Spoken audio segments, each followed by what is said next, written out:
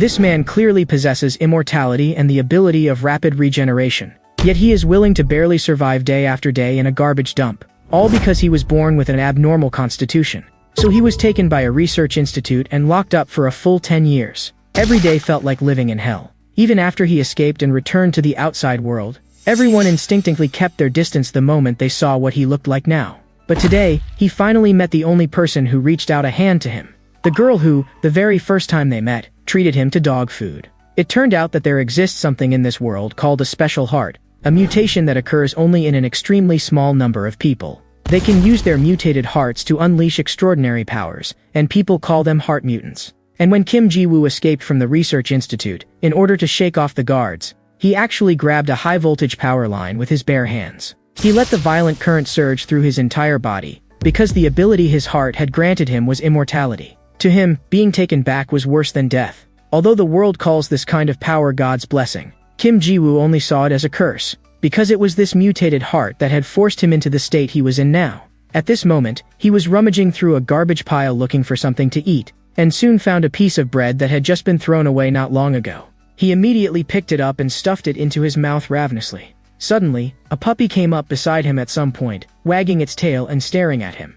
He could only break the remaining bread in half and share it with the puppy, and the puppy, without the slightest hesitation, lowered its head and ate. Before long, a whole pack of stray dogs had gathered around Kim Ji-woo. But then voices suddenly came from not far away. He thought people from the institute had come after him, so he immediately hid to the side and peeked out. What he saw, however, was 3 punks surrounding a high school girl, clearly up to no good. And at that moment, Kim Ji-woo noticed that the girl was carrying a bag of dog food in her arms. His heart stirred. Did she come here to feed the dogs? So he stepped out and shouted at the 3 punks to stop. When the punks saw how shabby he looked, they immediately mocked him. Where did this filthy beggar come from? But the instant they reached out and yanked off Kim Ji-woo's headscarf, Kim Ji-woo coldly said that he was not a beggar. When they saw Kim Ji-woo's true face, the blonde-haired one immediately screamed in terror and stumbled backward again and again. Kim Ji-woo pulled a bone from his body and sternly ordered them to stop shrieking and get lost at once. But before he could even finish speaking, the 3 punks were already so frightened that they scrambled away in all directions. The high school girl was still shaken and collapsed onto the ground, thanking Kim Ji-woo in a trembling voice. But the next second, she saw Kim Ji-woo walking toward her, and his face looked even more ferocious in the shadows. The girl instantly panicked, squeezed her eyes shut, crossed her hands over her chest, and screamed at him not to come closer, but Kim Ji-woo did not touch her at all. When she opened her eyes again, she found that his attention had long since been caught by the dog food on the ground. He crouched down and grabbed a handful of it and stuffed it into his mouth. The girl froze on the spot and said weakly, "That's dog food."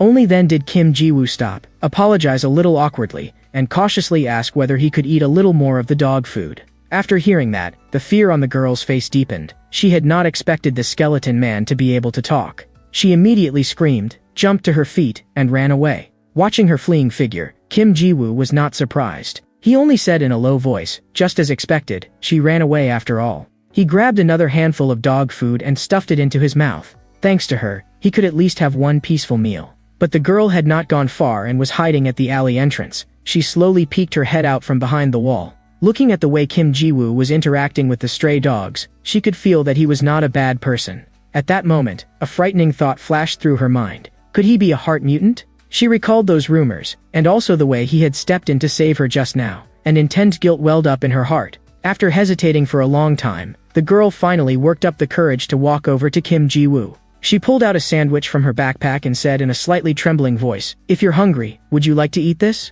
Kim Ji-woo looked up in disbelief and asked if it was for him.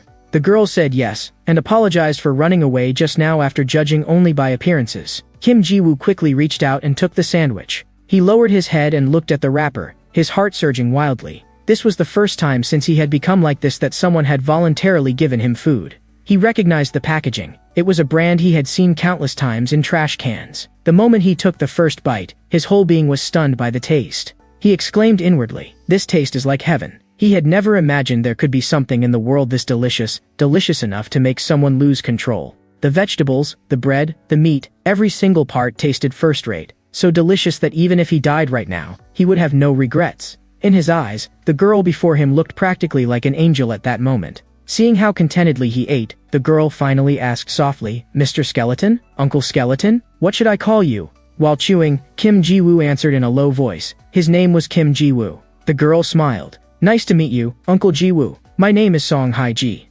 Then, while soothing the stray dogs, she curiously asked him why he was here. Kim Ji-woo said in a deep voice that he was being hunted by a research institute and could only hide.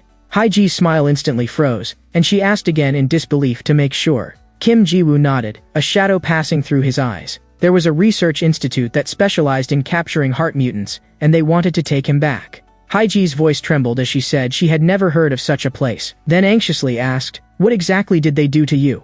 Kim Ji-woo was silent for a moment before slowly telling her about that part of his past. Starting 10 years ago, every day he was subjected to lethal experiments and torture. Those people claimed they were testing new drugs and forced him to swallow poison. In order to test organ transplant compatibility, they even removed all of his internal organs. Hai-ji's face turned deathly pale, and she asked in disbelief, "You mean, you were tortured for a full 10 years? Kim Ji-woo's tone was very calm, yet cold to the bone, because his heart could revive him. No matter how badly he was injured, his body would regenerate. As he spoke, he pressed down on his headscarf and said with self-mockery and sorrow, and precisely because of that, he had become this ugly monster. After the words fell, Kim Ji-woo noticed that Hai-ji was still staring straight at him. He grew even more embarrassed and pulled his headscarf tighter. But the next second, Hai-ji suddenly stood up and shouted to him, "Forget all that for now. Come with me somewhere." Without giving him a choice, she reached out, tightly grabbed Kim Ji-woo's hand, and Kim Ji-woo could only let himself be led along.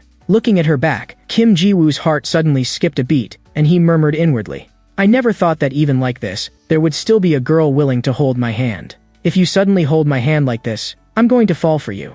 But just then, an accident happened. Hai-ji accidentally pulled Kim Ji-woo's arm off. She looked down at the severed hand in her own hand and instantly screamed in fright, her face turning pale. She hurriedly stuffed the severed hand back, but Kim Ji-woo remained unusually calm and gently reassured her, "It's okay." His body was sometimes like this. As long as it was aligned properly, it would grow back on its own.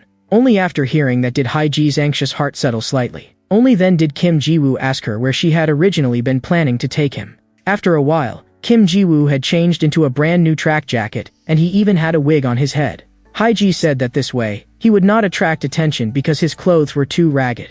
Although they were cheap things and maybe not very good, they would do for now. But Kim Ji-woo felt that they were already so good they did not feel real. Looking at the new clothes, he said excitedly, "This snug feeling is like growing a new layer of skin. This warmth is like every strand of hair has come back to life. These are the best clothes." Hai-ji interrupted him and said they were not done yet. "Your face still stands out too much. You don't have ears, so you can't wear a mask. I'll put some makeup on you to cover it up."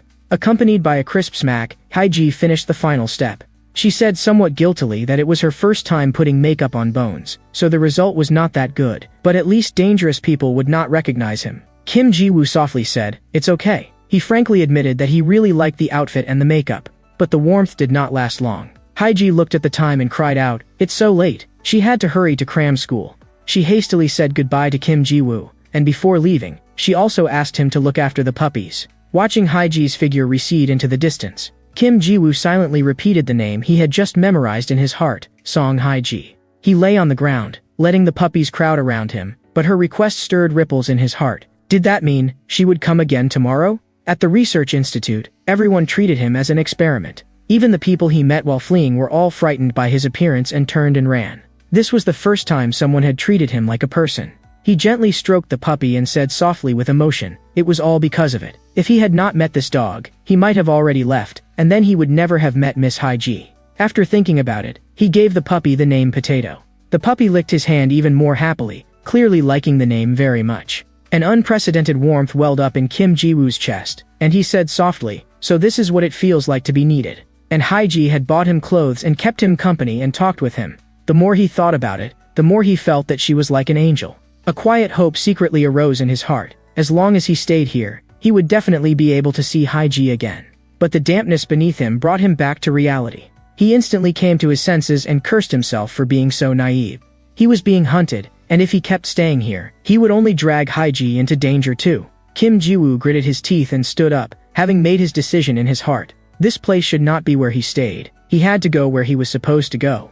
Early the next morning, Kim Ji-woo was sleeping unconscious beside a garbage heap. A rat crawled upward along his breastbone.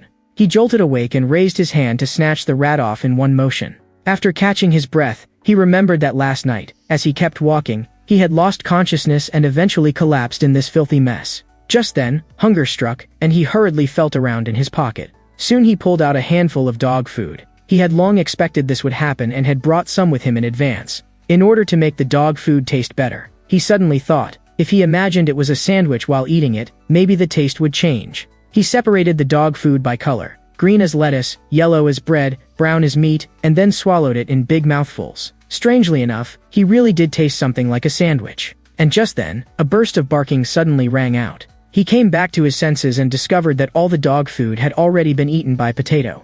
He instantly fell into despair and helplessly said to Potato, "You ate all the dog food, so what am I supposed to do?" The moment the words left his mouth, it was as if he suddenly realized something, and his whole body froze. He stared fixedly at Potato, with nothing left in his heart but questions. How could Potato be here? If Potato had come, then did that mean? Just as he was still in shock, that familiar voice, the one he had been longing to hear, rang out. "Uncle, why did you leave without saying a word? I almost went crazy looking for you." The person who came was Haiji. At that moment, Kim Ji-woo was incomparably thankful that he had a skeleton face, because there was no way his expression could have been hidden right now.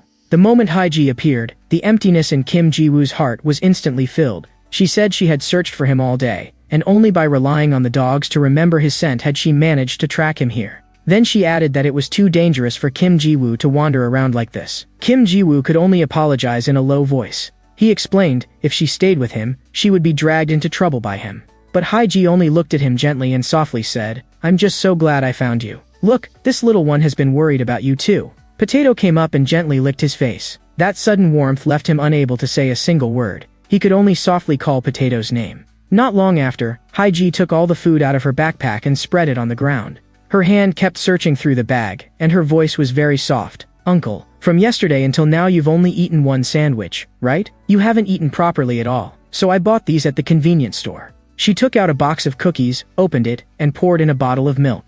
Smiling, she handed it to Kim Ji-woo and said it would taste really good that way. Kim Ji-woo looked at this cookies soaked in milk and froze on the spot, making a sound of disbelief. What was this? Yesterday's food had already been unbelievably delicious. Without the slightest hesitation, he picked up a spoonful and took a bite. The next second, the taste swept through his entire body, so delicious that it even brought tears to his eyes. He hurriedly told Haiji to try some too, but Haiji only smiled, handed him a cola, and told him to try that as well. But the instant Kim Ji-woo picked up the cola, the stump of his left arm suddenly trembled, and bone actually began to regenerate. Haiji was so shocked that she immediately leaned in to look closely. She asked in a low voice, "Do you always recover little by little like this? If you were to recover completely, would it take several days?" But Kim Ji-woo said, "To recover completely would take several years." Haiji cried out on the spot. Kim Ji-woo quickly explained, that was the recovery speed when relying only on eating. Actually, if he absorbed a large amount of blood, he could recover quickly, but he had been afraid Haiji would be frightened, so he had never said it. He added one more thing. That method was only possible in the research institute. Right now, as long as he ate properly, that was enough. Haiji pressed him, asking whether the institute had ever helped him recover. Kim Ji-woo said flatly, yes, but the institute was never helping him. They only treated him as an experiment, studying him however they pleased. That was why they kept chasing him. No matter where he hid, he could not escape. Only then did Haiji truly understand why he had left without saying goodbye yesterday. Kim Ji-woo no longer hid it either. She had guessed correctly. As long as she became involved with him, she too would be in danger. He asked her not to be kind to him anymore. But after hearing that, Haiji immediately sternly told him to go with her to the police station. Kim Ji-woo said, it would be useless even if they went, he would only be treated like a monster. He had nearly been shot by the police before. At that moment Haiji told him not to be afraid, because her older sister was not only a police officer, but also, like him, a heart mutant. This news completely stunned Kim Ji-woo, and he stared at Haiji in disbelief. But he quickly suppressed his thoughts again. He did not dare to hope anymore that hope would really come to him. Haiji hurriedly urged him to trust her just once, saying that her sister was really a good person. Kim Ji-woo fell silent. He looked at the girl before him, and it was as if the ice in his heart had finally cracked open a little. At this moment, Haiji was saying goodbye to the puppies and softly telling them to stay alive, because the shelter would soon come to take them away. Potato barked twice in response, and no one knew whether it had really understood. Kim Ji-woo also slowly crouched down and softly said to Potato, "You helped me again. Thank you, Potato. This time I won't run away like a coward again, and I will definitely come back and see you again." After that, Kim Ji-woo left with Haiji. This was the first time in his 3 years of running that someone had actively reached out to pull him up. Looking at Haiji's gentle smile, Kim Ji-woo could not help beginning to think. Maybe he really could stop wandering and live like an ordinary person. But just as hope had begun to emerge, it was instantly crushed by blinding headlights. A car came speeding in and slammed into Kim Ji-woo. His body was hurled into the air, tracing a ghastly arc, before crashing heavily to the ground, his bones breaking with a sharp crack. Before Haiji even had time to scream, a thick hand covered her mouth. The thug restrained her tightly and harshly urged his men to seize Kim Ji-woo before any passers-by arrived. Several men in black jumped out of the car carrying clubs and forcefully pinned down the badly injured Kim Ji-woo on the ground.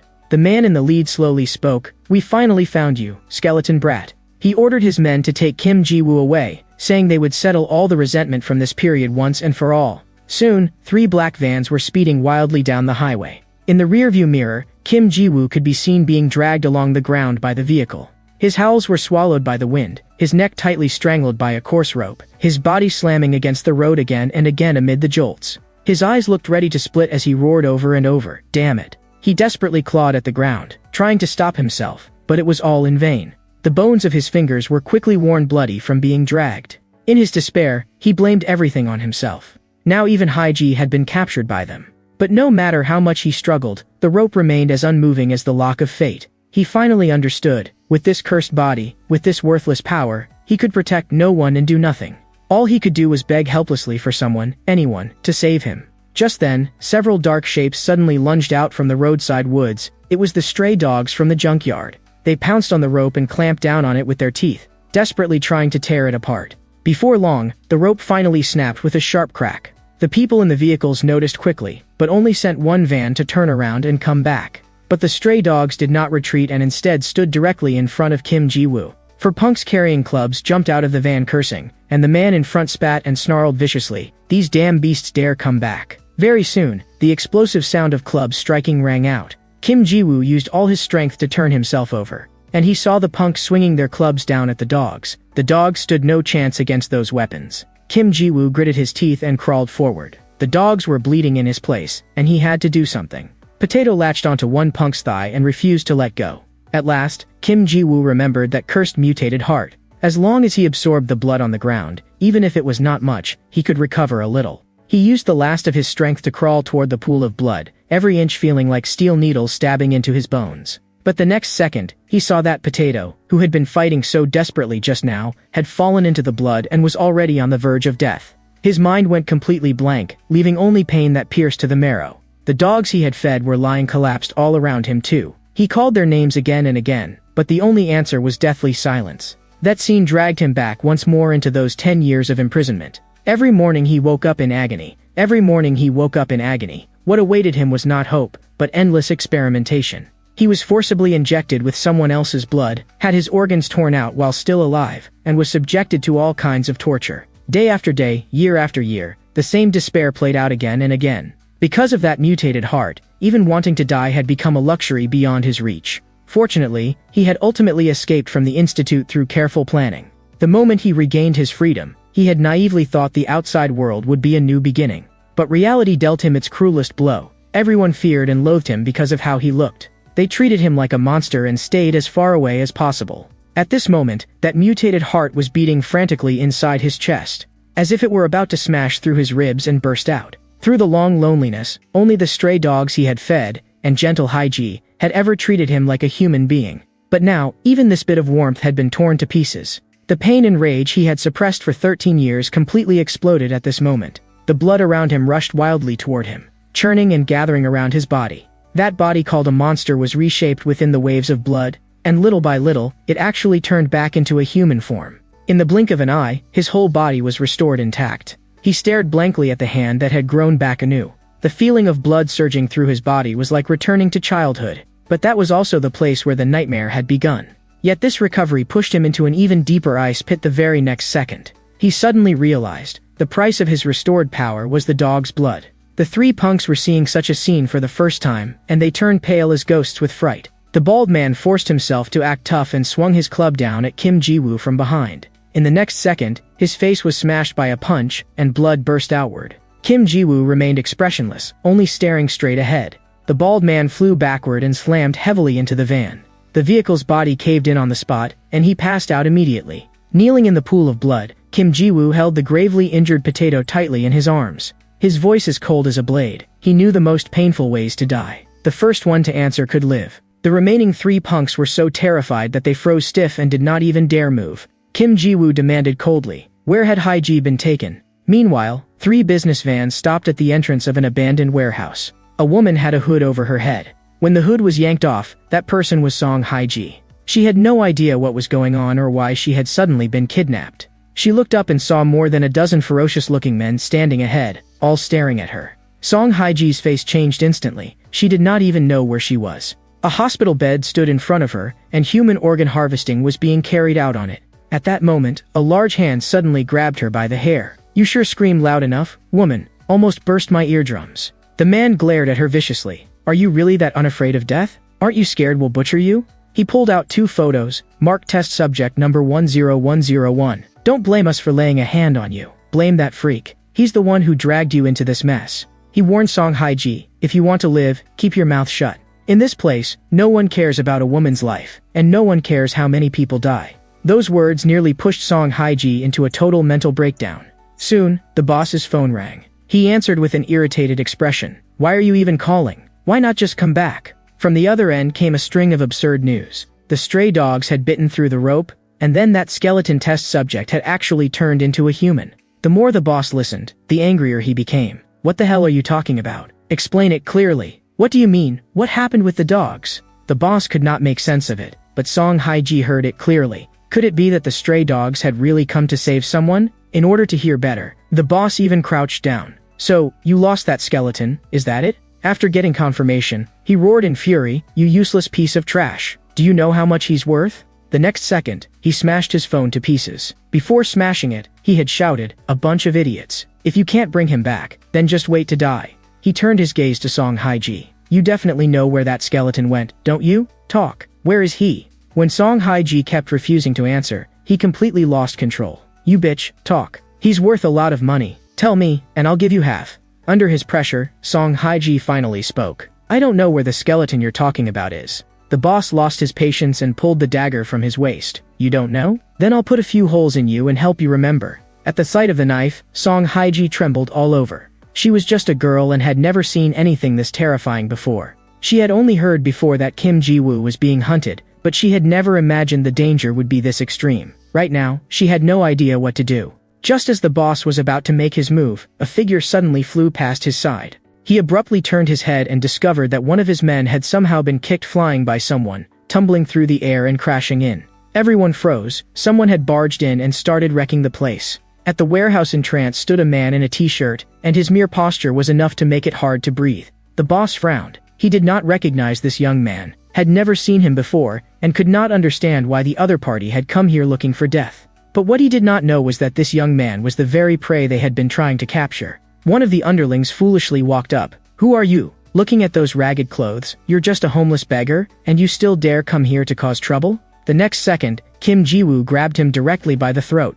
The underling was squeezed until he could not breathe, drool running from his mouth. He could not understand it at all. How could a skinny-looking young man have such terrifying grip strength? Kim Ji-woo slowly spoke, his voice so cold it held no warmth at all. "Because of you, the dogs died. So I'm not here to make trouble today. I'm here to make every one of you die here and be buried with my dogs." At the same time, 2 other underlings also rushed forward, and the person Kim Ji-woo was choking somehow still forced out enough strength to punch him in the face. But to Kim Ji-woo, that punch was like a mere tickle. In his current state, the other man's strength was pitifully weak. Kim Ji-woo raised his hand and smashed a punch hard into the man's mouth. With just one blow, the man blanked out on the spot and lost consciousness immediately. Another person seized the chance to grab Kim Ji-woo by the shoulders and lock him down tightly. "You bastard, I finally got you." The next second, yet another underling drove a knee upward viciously. But Kim Ji-woo was almost completely unharmed. He did bleed, but he could not feel the pain at all. He suddenly slammed a headbutt forward, and the man's head jerked to the side, instantly dazed from the impact. Even the person restraining him from behind was thrown away. That scene stunned everyone. This was no ordinary guy, but a monster. Kim Ji-woo's tone was icy cold. "None of you are leaving here today. You're people from Hermes' lab, aren't you?" The first person to recognize him was Song Haiji. That expression, those movements, the way he spoke, all felt so familiar that it made her scalp go numb. She slowly overlapped the shadow of the previous skeleton with this human standing before her. At the same time, the boss recognized him too. So you're that skeleton brat. You really did turn back into a human. But your girlfriend is in my hands. Do you dare make a move? With a bang, a bullet pierced through Kim Ji-woo's left arm. Even though he was very strong now, he was still not faster than a bolt, nor could he endure the raw tearing pain it caused. The boss burst into loud laughter. You're such an idiot. You delivered yourself right to us and stepped perfectly into our trap. The underlings behind him all drew their guns and opened fire wildly at Kim Ji-woo. Don't save bullets. This guy is a heart mutant. As soon as the words fell, bullets rained into Kim Ji-woo's body like a storm. In just a few seconds, countless bloody holes had opened up all over him. They had already confirmed that he could regenerate, so their strategy was simple: keep firing so he would never have time to recover. The flesh that had just regrown was blown apart again, and the piercing agony nearly drove through his bones. But Kim Ji-woo could not fall. If he fell, Song Haiji would die today. His flesh was ripped apart by bullets, his bones were cracked by their impact, even his lungs were shot through, leaving him unable to draw in a single breath. Song Haiji completely broke down and cried out, "Please stop, don't shoot anymore." The next second, Kim Ji-woo crashed heavily to the ground. Yet his mind was frighteningly clear. As long as he could absorb blood, he could pull his body back together. He lifted an arm and dragged his ruined body forward little by little. In the next instant, he pressed a hand to the ground and directly drew the blood on the floor into his fingertips. Soon, the blood left behind from the earlier harvesting of the test subject's organs also began gathering toward Kim Ji-woo. His heart pounded wildly. Someone finally noticed what was happening. "Boss, this guy can come back to life by absorbing blood." When they looked up again, Kim Ji-woo was already slowly rising to his feet. He had absorbed enough blood, and they could no longer stop him. Those people knew they could not delay any longer, so their gun barrels all leveled at him once again as they frantically pulled the triggers. Kim Ji-woo could clearly feel every bullet embedding itself into his flesh. It was not just piercing through him. The bullets were also shattering his bones. But his body was also constantly repairing itself, the pain and torment repeated over and over again. Yet it was not as painful as he had imagined. Compared to the tortures the Institute had inflicted on him, this pain was nothing at all. He had once had entire buckets of magma poured over his body, and he had also had his bones crushed alive by a hydraulic press. Compared to that, bullets felt as light as wind. Kim Ji-woo smashed a punch into one man's face. The man was sent flying like a rag doll. Something as low-level as bullets could not destroy him, nor could they frighten him, because he had already endured far crueler pain.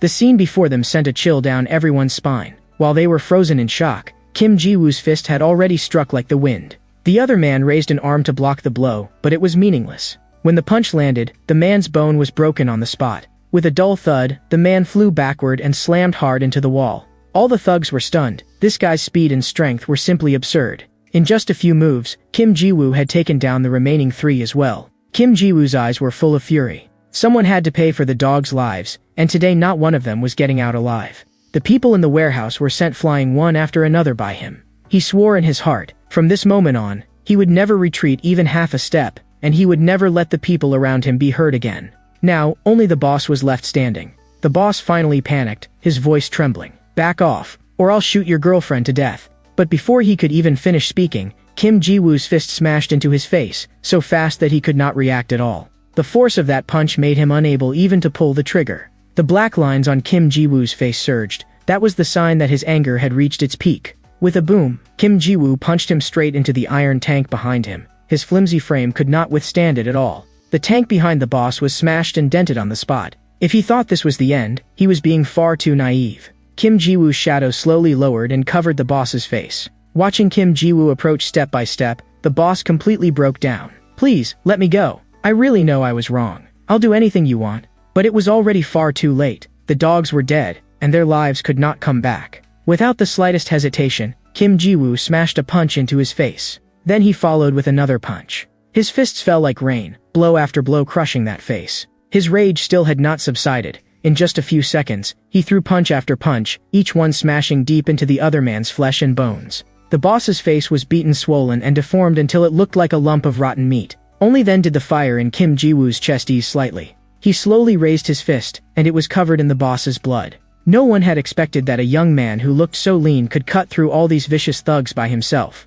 The abandoned factory was in total ruin, with 7 or 8 corpses lying across the ground. After doing all this, Kim Ji-woo let out a long breath, and the agitation in his heart finally subsided somewhat. Song Haiji called out to him in a trembling voice, "Mr. Skeleton, are you okay?" Kim Ji-woo walked toward Song Haiji step by step, but at this moment, his presence was too cold, too overwhelming. Even Song Haiji, who already knew him, could not stop herself from trembling. "Are you really okay? You were shot so many times?" Kim Ji-woo pulled Song Haiji into his arms. "Thank God, you're okay. That's such a relief." He could no longer suppress his emotions, and tears helplessly fell. To Kim Ji-woo, the best possible outcome was that she was still alive. But all those little dogs had died to save him, and that pain was nailed into his heart like spikes. He had been so afraid that even the angel he had only just met would die too. He was truly grateful to Song Haiji, grateful that she was still safe and alive. Song Haiji looked confused. "Why are you thanking me?" As she spoke, she also reached out and hugged Kim Ji-woo's back. "If anyone should be saying thank you, it should be me. The one who ought to be grateful is me." After dealing with those people, Kim Ji-woo took Song Haiji and hid first, and the corpses inside the warehouse quickly drew the attention of the FBI. Song Haiji urged Kim Ji-woo to leave immediately. This was absolutely not a place they could stay long. In the blink of an eye, an hour passed. The bodies of the dogs that had once saved Kim Ji-woo were all lying here. Song Haiji often used to bring them food. So now, seeing them dead, she felt as if her heart were being torn apart. At that moment, she saw Kim Ji-woo bite his finger and feed his blood into the dogs' mouths. Kim Ji-woo wanted them to gain regenerative powers too and come back to life like he had. Song Haiji immediately stopped him. "Don't do this. If you do, it will only make them suffer more." Kim Ji-woo did not understand. "They died because of me. Wouldn't they hate me?" Song Haiji gently explained. "They wouldn't blame you. They liked you so much. These dogs normally would not approach humans, but Kim Ji-woo had been the only exception.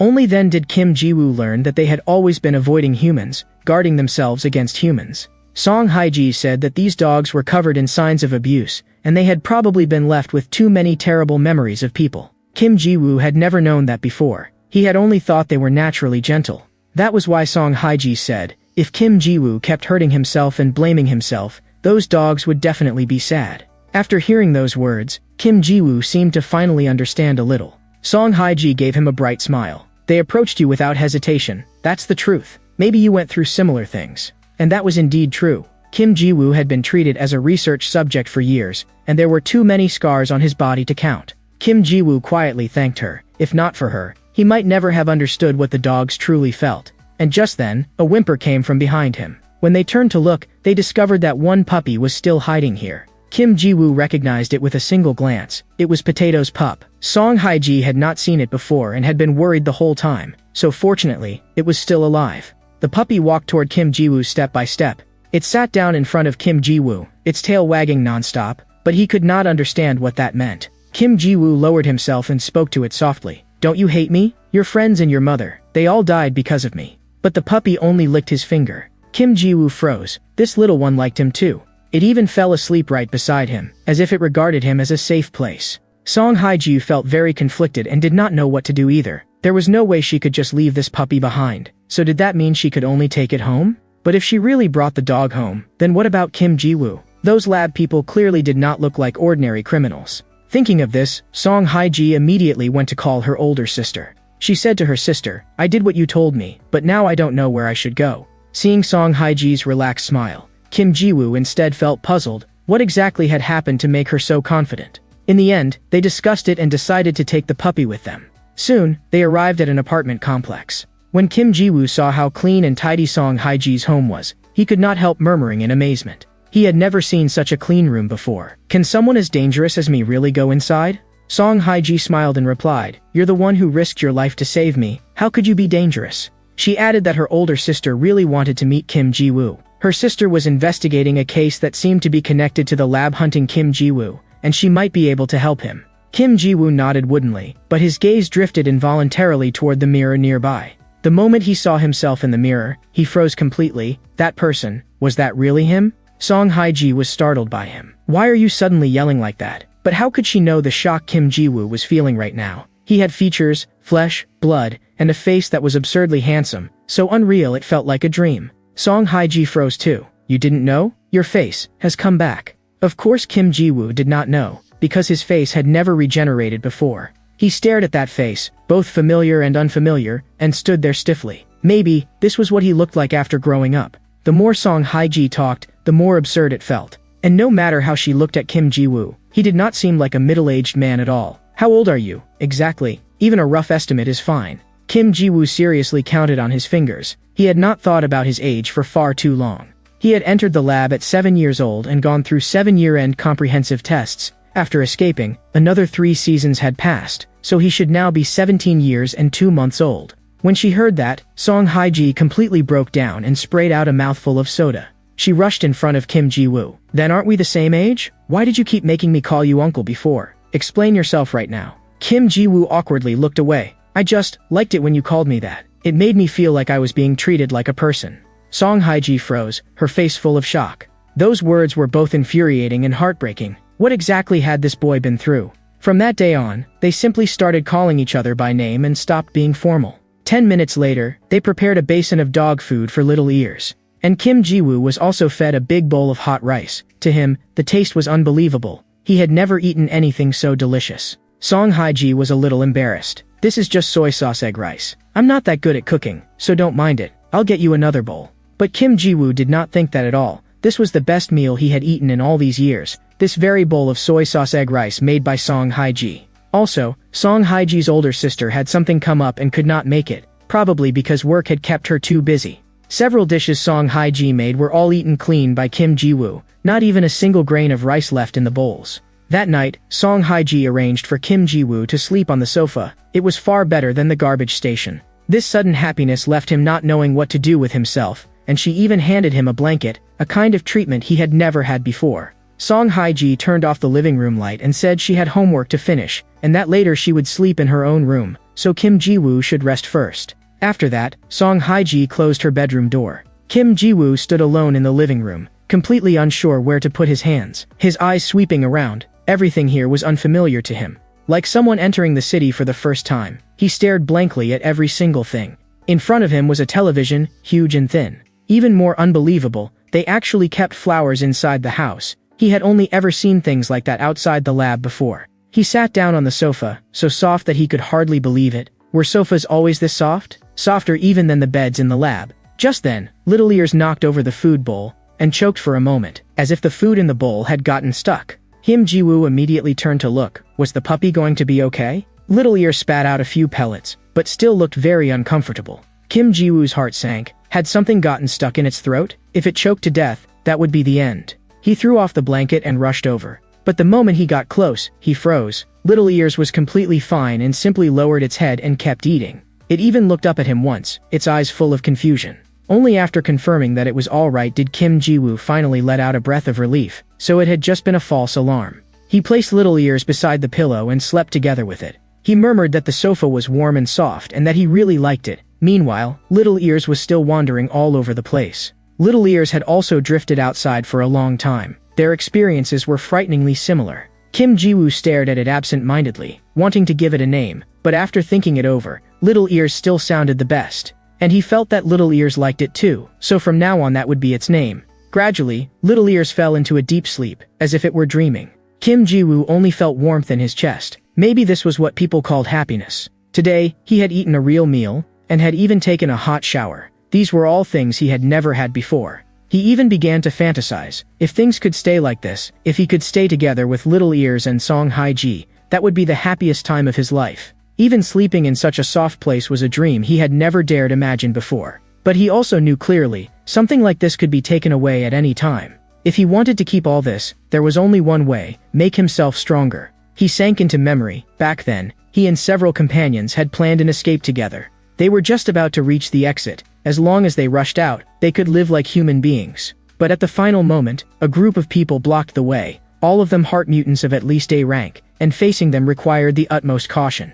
After a thunderous blast, shattered stones rained down on them like a storm. Among those trying to escape, many were crushed beneath the rubble on the spot. Elsewhere, an armed man raised a laser cannon and aimed it at them. As energy gathered, flames blasted from the muzzle. They wanted to burn everyone alive. But just when they thought they had succeeded, the situation changed. A girl in the group activated an ice ability and forcibly blocked the scorching flames. At the time, Kim Ji-woo was dizzy and on the verge of passing out. Just as his consciousness blurred, a hand reached toward him. That person shouted for him to stay awake. Things were dangerous right now, and if he passed out, he might be captured again. The man told him to hold on, saying that as long as they rushed out, they would be free. When Kim Ji-woo heard the word freedom, it felt as if endless strength suddenly surged through his body. The woman in front stretched out a hand to pull him. "Come on, the exit is right ahead." Before long, she grabbed Kim Ji-woo's arm. Looking at the exit so close before him, he trembled with excitement. The suffering of all those years was finally about to end. But although 7 or 8 of them had originally escaped together, they became separated at the very last moment, and in the 3 years since, he had never been able to contact them. Kim Ji-woo had always carried that pain in his heart. If only they were still here. But maybe they were somewhere out there thinking of him too. Once he became strong enough, he would be able to go find them. So he would absolutely never let Song Haiji and Little Ears be taken away again. One lesson like that was enough. Even if it was only this little bit of peace, even if it was only this happiness, he would cling to it with all his strength. No one was allowed to destroy his peace, and no one was allowed to touch his friends. At that thought, killing intent began to show in his eyes. The people from the lab, not a single one of them would get away. As long as he became strong enough, he would go back for revenge. And when that time came, he would also rescue everyone still left inside the lab. In the blink of an eye, it was the next morning, and his scream nearly tore through the entire street. He was running wildly through the streets, his steps as fast as if he were fleeing for his life. His face was already drenched in tears. "Little Ears, where are you?" He had only just finally gained a companion, and he absolutely could not lose it again. No matter the cost, he had to find Little Ears. He searched every street and alley, yet Little Ears was nowhere to be seen. That morning, Song Haiji had to go to school. She said her older sister would be back tonight and told Kim Ji-woo to stay home and watch the house. The moment he heard he would have to meet a stranger, Kim Ji-woo instinctively hesitated. After Song Haiji said goodbye and left, Kim Ji-woo felt a bit envious. Someplace like school had to be very interesting. At that moment, Little Ears, whom they had taken in, also wanted to run outside. But Song Haiji thought bringing it to school would be too troublesome, and pets were not allowed there anyway. To keep Little Ears from getting bored, Kim Ji-woo suggested that he take it out for a walk himself. Song Haiji was still worried. What if dangerous people caught up with them again? Kim Ji-woo said it would be fine. Everyone who had seen his face had already been dealt with, and with this face now, they would not recognize him. Song Haiji thought about it and felt that made sense, so she agreed to let Kim Ji-woo take Little Ears out to play. She pointed at the leash in the cabinet. "You can take it outside, but you have to put this on." But Kim Ji-woo had not expected that Little Ears would resist the leash so strongly. Before leaving, Song Haiji repeatedly warned him, if it was not on a leash, something would happen, and Little Ears would be in danger. But seeing the way it struggled, Kim Ji-woo's heart tightened painfully. Could it be that Little Ears felt miserable with the leash on too? Or had he tied it too tightly? The more he thought about it, the guiltier he felt. Little Ears' mother had only just died, and now he had gone and hurt the child too. No matter what, Potato had been his benefactor, so he should loosen it a little. And since he himself had once been bound by rope, he empathized with Little Ears almost instinctively. But while he was still hesitating, Little Ears had already slipped free of the leash and even bit onto a passerby's pant leg. Kim Ji-woo finally made up his mind and prepared to take the leash off and just carry it around for a casual walk. But when he lowered his head, Little Ears was already gone, and it had even wriggled free of the collar. His heart gave a jolt, and even his breathing turned chaotic. Could Little Ears have run away like he once had? He could only chase after it in the direction Little Ears had gone. He did not dare think, if Little Ears left too, what kind of hell would he fall back into once again? At that moment, Little Ears, having regained its freedom, was running through the streets like crazy with joy. Its destination was the school. It was going to find Song Haiji. Meanwhile, Kim Ji-woo had it rough. There was not even a trace of it anywhere on the street. He had even searched the trash cans, but still could not find Little Ears. He searched for a long time and still found nothing. He was on the verge of falling apart. How was he supposed to explain this to Song Haiji tonight? The more he thought about it, the more frightened he became afterward. Everything Song Haiji had said was true. Taking Little Ears out had been dangerous. If Little Ears got hit by a car, he figured he would not even have a reason to keep living. If it were caught by dog traffickers, the outcome would be even worse than a car accident. Just last night he had promised to protect it, and now today it had already disappeared. He looked up and saw a school in front of him. He thought, Song Haiji goes to school. Could it be this one? As he was thinking that, he saw a little dog over there scratching its ear. When it turned its head, Kim Ji-woo saw it clearly right away. It was Little Ears. He immediately rushed over. Now that he had found it this time, he absolutely could not let it run around again. It must have followed Song Haiji's scent all the way here. He quickly hid under a tree and watched the students coming and going, his face full of unfamiliar envy. They all looked so happy. At that moment, he heard people talking about heart mutants. He turned his head and saw 3 students watching a video. saying that heart mutants originated from some kind of experiment. There was even a wanted notice in the video, reporting an unregistered mutant could earn 100 million won, and it also exposed the dark underworld of trafficking mutant organs. Kim Ji-woo sneered inwardly. So this was how the outside world saw them. He told himself that he had to be even more careful, find Little Ears and leave immediately. Soon he spotted Little Ears again not far away. Little Ears was following behind 3 girls, and the moment they saw the puppy, they became excited right away. They cried out as they crowded around it. It's way too cute. They even pulled Little Ears over to take pictures with it. But the instant they pressed the shutter, Kim Ji-woo's figure entered the frame. The 3 girls were startled. Who are you? Some kind of stalker? Kim Ji-woo quickly apologized. I'm sorry, I didn't mean to scare you, and I'm not a stalker. If I frightened you, I'm really sorry. The puppy next to you is mine. Its name is Little Ears. But what surprised Kim Ji-woo was that after he finished speaking, all 3 of them suddenly went quiet at the same time. They stared at the school uniform on Kim Ji-woo. It looked like a first year's, but they had never seen him before. A transfer student? Kim Ji-woo felt a little awkward and could not help asking whether they had just been using their phones to take pictures of him. The 2 girls became even more excited instead. We really were taking pictures of you just now. Can we get a photo together? You're way too handsome. Kim Ji-woo refused on the spot, saying that he could not appear in videos. But just then, a hand holding a phone was extended in front of him. Give me your contact info. The one speaking was the school beauty. The 2 classmates beside her were stunned on the spot. After all, Minjong had never proactively asked a boy for his account before. And once someone was marked by her, their follower count would soar. Minjong was an influencer with 100,000 followers. Minjong was already delighted inside. This guy was absurdly handsome, and even his shy manner was cute. It would be such a flex to bring him around. But Kim Ji-woo said he did not have an account. I'm really sorry. Minjong frowned slightly. Was that refusal not a little too direct? And in this day and age, how could someone possibly not have an account? Kim Ji-woo did not give her time to react and immediately bowed. I appreciate your kindness, but I have to refuse. The 2 companions behind her could hardly believe it. This was the first time Minjong had ever been rejected to her face. Even Minjong could not keep up appearances anymore. It was the first time she had taken the initiative to speak, only to be rejected. Could it be that she really had no charm? Kim Ji-woo picked Little Ears up from Minjong's arms in one motion and repeatedly thanked her, saying thank you for helping him find the dog. Minjong grew even angrier. I'm this pretty, and I'm still not as good as a dog? But Kim Ji-woo did not notice. Some distance away, a boy was staring at them intently and had already taken him for a romantic rival. That person lifted his foot, and a soccer ball shot straight toward Kim Ji-woo's face. The ball came too fast, and Kim Ji-woo was completely unprepared. He took the hit directly with his face. The one who kicked the ball walked over with a fake apologetic expression and even apologized to the school beauty first on purpose. But he did not even spare Kim Ji-woo a proper glance. Kim Ji-woo called out to stop him. Are you blind? That ball just now was dangerous. My dog almost got hurt. You need to apologize to my dog right now. The guy burst out laughing. You want me to apologize to a dog? The next second, he hurriedly covered his mouth again. Minjong was standing right there, and he could not laugh too badly. He did not apologize, only perfunctorily telling Kim Ji-woo to go to the infirmary. Last time someone got hit in the head by a soccer ball, and even their nose bridge broke. Kim Ji-woo said he was fine, but the puppy had almost been hurt, and he hoped the guy would be more careful next time.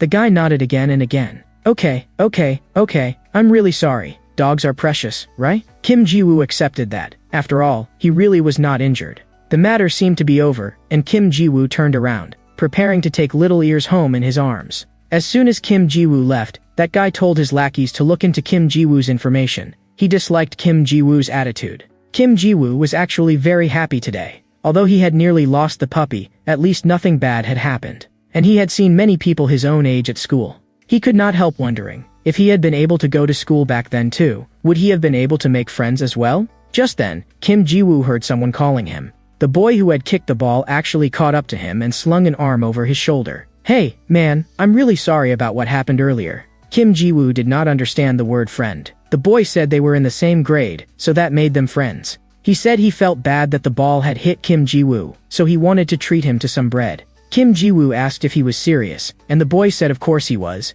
and that even the dog in Kim Ji-woo's arms would get bread too. As he spoke, he led Kim Ji-woo into a corner. The next second, he kicked Kim Ji-woo hard. Kim Ji-woo froze on the spot. What was going on? Why had this guy suddenly attacked him? When he looked up, he was already surrounded by 3 people. Their eyes were vicious. Are you stupid? We said we'd buy you bread, and you actually believed it? They did what they said, They immediately treated him to their fists instead. Kim Ji-woo glanced around. There were probably more than a dozen people nearby. They demanded to know why Kim Ji-woo had gone and provoked that guy's girlfriend. Kim Ji-woo cursed inwardly. He had thought the guy really wanted to be friends, but it turned out he was just looking for trouble. He turned to leave, not wanting to say a single extra word. But the person in front blocked him. "You think this is a place where you can come and go whenever you want?" Suppressing his anger, Kim Ji-woo told them to get out of the way. "You already scared my dog just now." The moment he finished speaking, the guy in green in front of him raised his hand to slap, and from the direction of the swing, it was obvious he was aiming for Little Ears. The next second, Kim Ji-woo punched him and sent him flying. Everyone was stunned. What the hell? This guy's that strong? Even the boy who had offered him bread was dumbfounded. He had only seen Kim Ji-woo raise his hand slightly, and then his underling had gone flying. 3 people rushed him together. "What did you just do to our brother?" But in Kim Ji-woo's eyes, their movements were so slow they looked frozen, and he could barely be bothered to spare them a glance. But today he was truly angry, because they had tried to hurt his dog. The next second, Kim Ji-woo's heart gave a violent thump. Right after that, several people were all sent flying by him, so fast that they could not even see the path of his punches. Kim Ji-woo aimed his fist at the boss in front. Just as the punch was about to land, he stopped. Then he changed direction and smashed his fist down, deliberately hitting the wall right beside the man's head. The brick wall shattered instantly, fragments exploding outward, enough to scare anyone out of their mind. "I already told you to stop, but you wouldn't listen. You scared my dog half to death." At that point, everyone was certain. This was not a normal human being, but a monster that could smash a brick wall apart with his bare hands. They did not even care about their boss anymore and turned to run.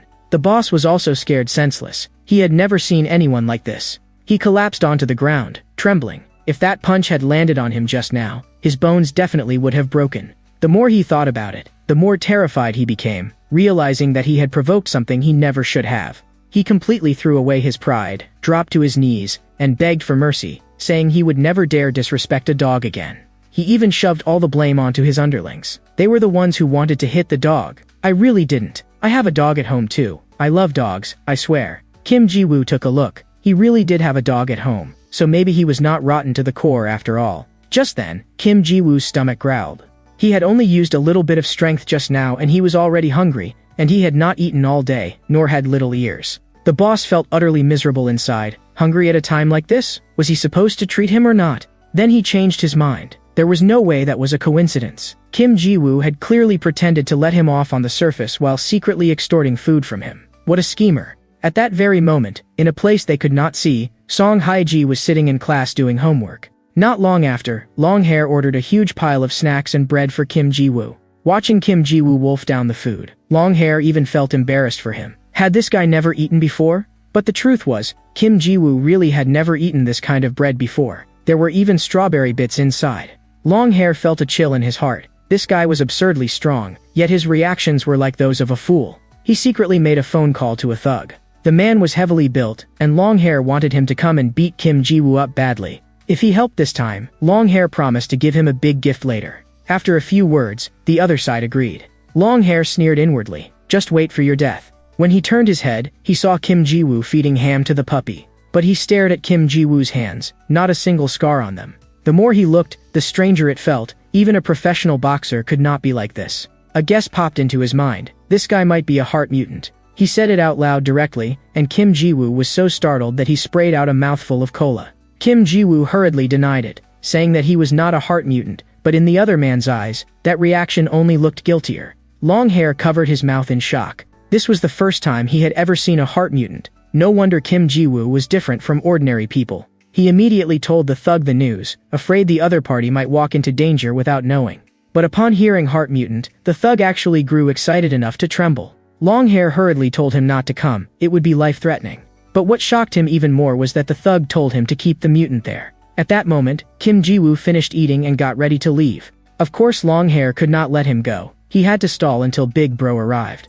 So he took Kim Ji-woo to an arcade to play games. After playing for a while, Kim Ji-woo was very happy. It was his first time in a place like this. In Kim Ji-woo's heart, Longhair was genuinely good to him and even took him to the claw machines. But Longhair knew perfectly well, all this was just to buy time. Once Big Bro arrived, Kim Ji-woo would be finished. After that, he took Kim Ji-woo to karaoke. Kim Ji-woo was completely tone deaf, yet he still sang the whole song from beginning to end. Longhair said he sang terribly. but that was the only children's song Kim Ji-woo knew. Kim Ji-woo had been separated from his family at the age of 7. That was the song his mother had taught him before he left. After that, he had never lived a normal life again, nor learned any other songs. Longhair's heart shook violently. Separated from his family at 7 and unable to live a normal life. What exactly had this guy gone through? He became more and more uneasy. Was this how all heart mutants lived? Kim Ji-woo's past hit him hard. What exactly had he done today, plotting against someone like this? He suddenly waved his hand and took out all the money he had on him.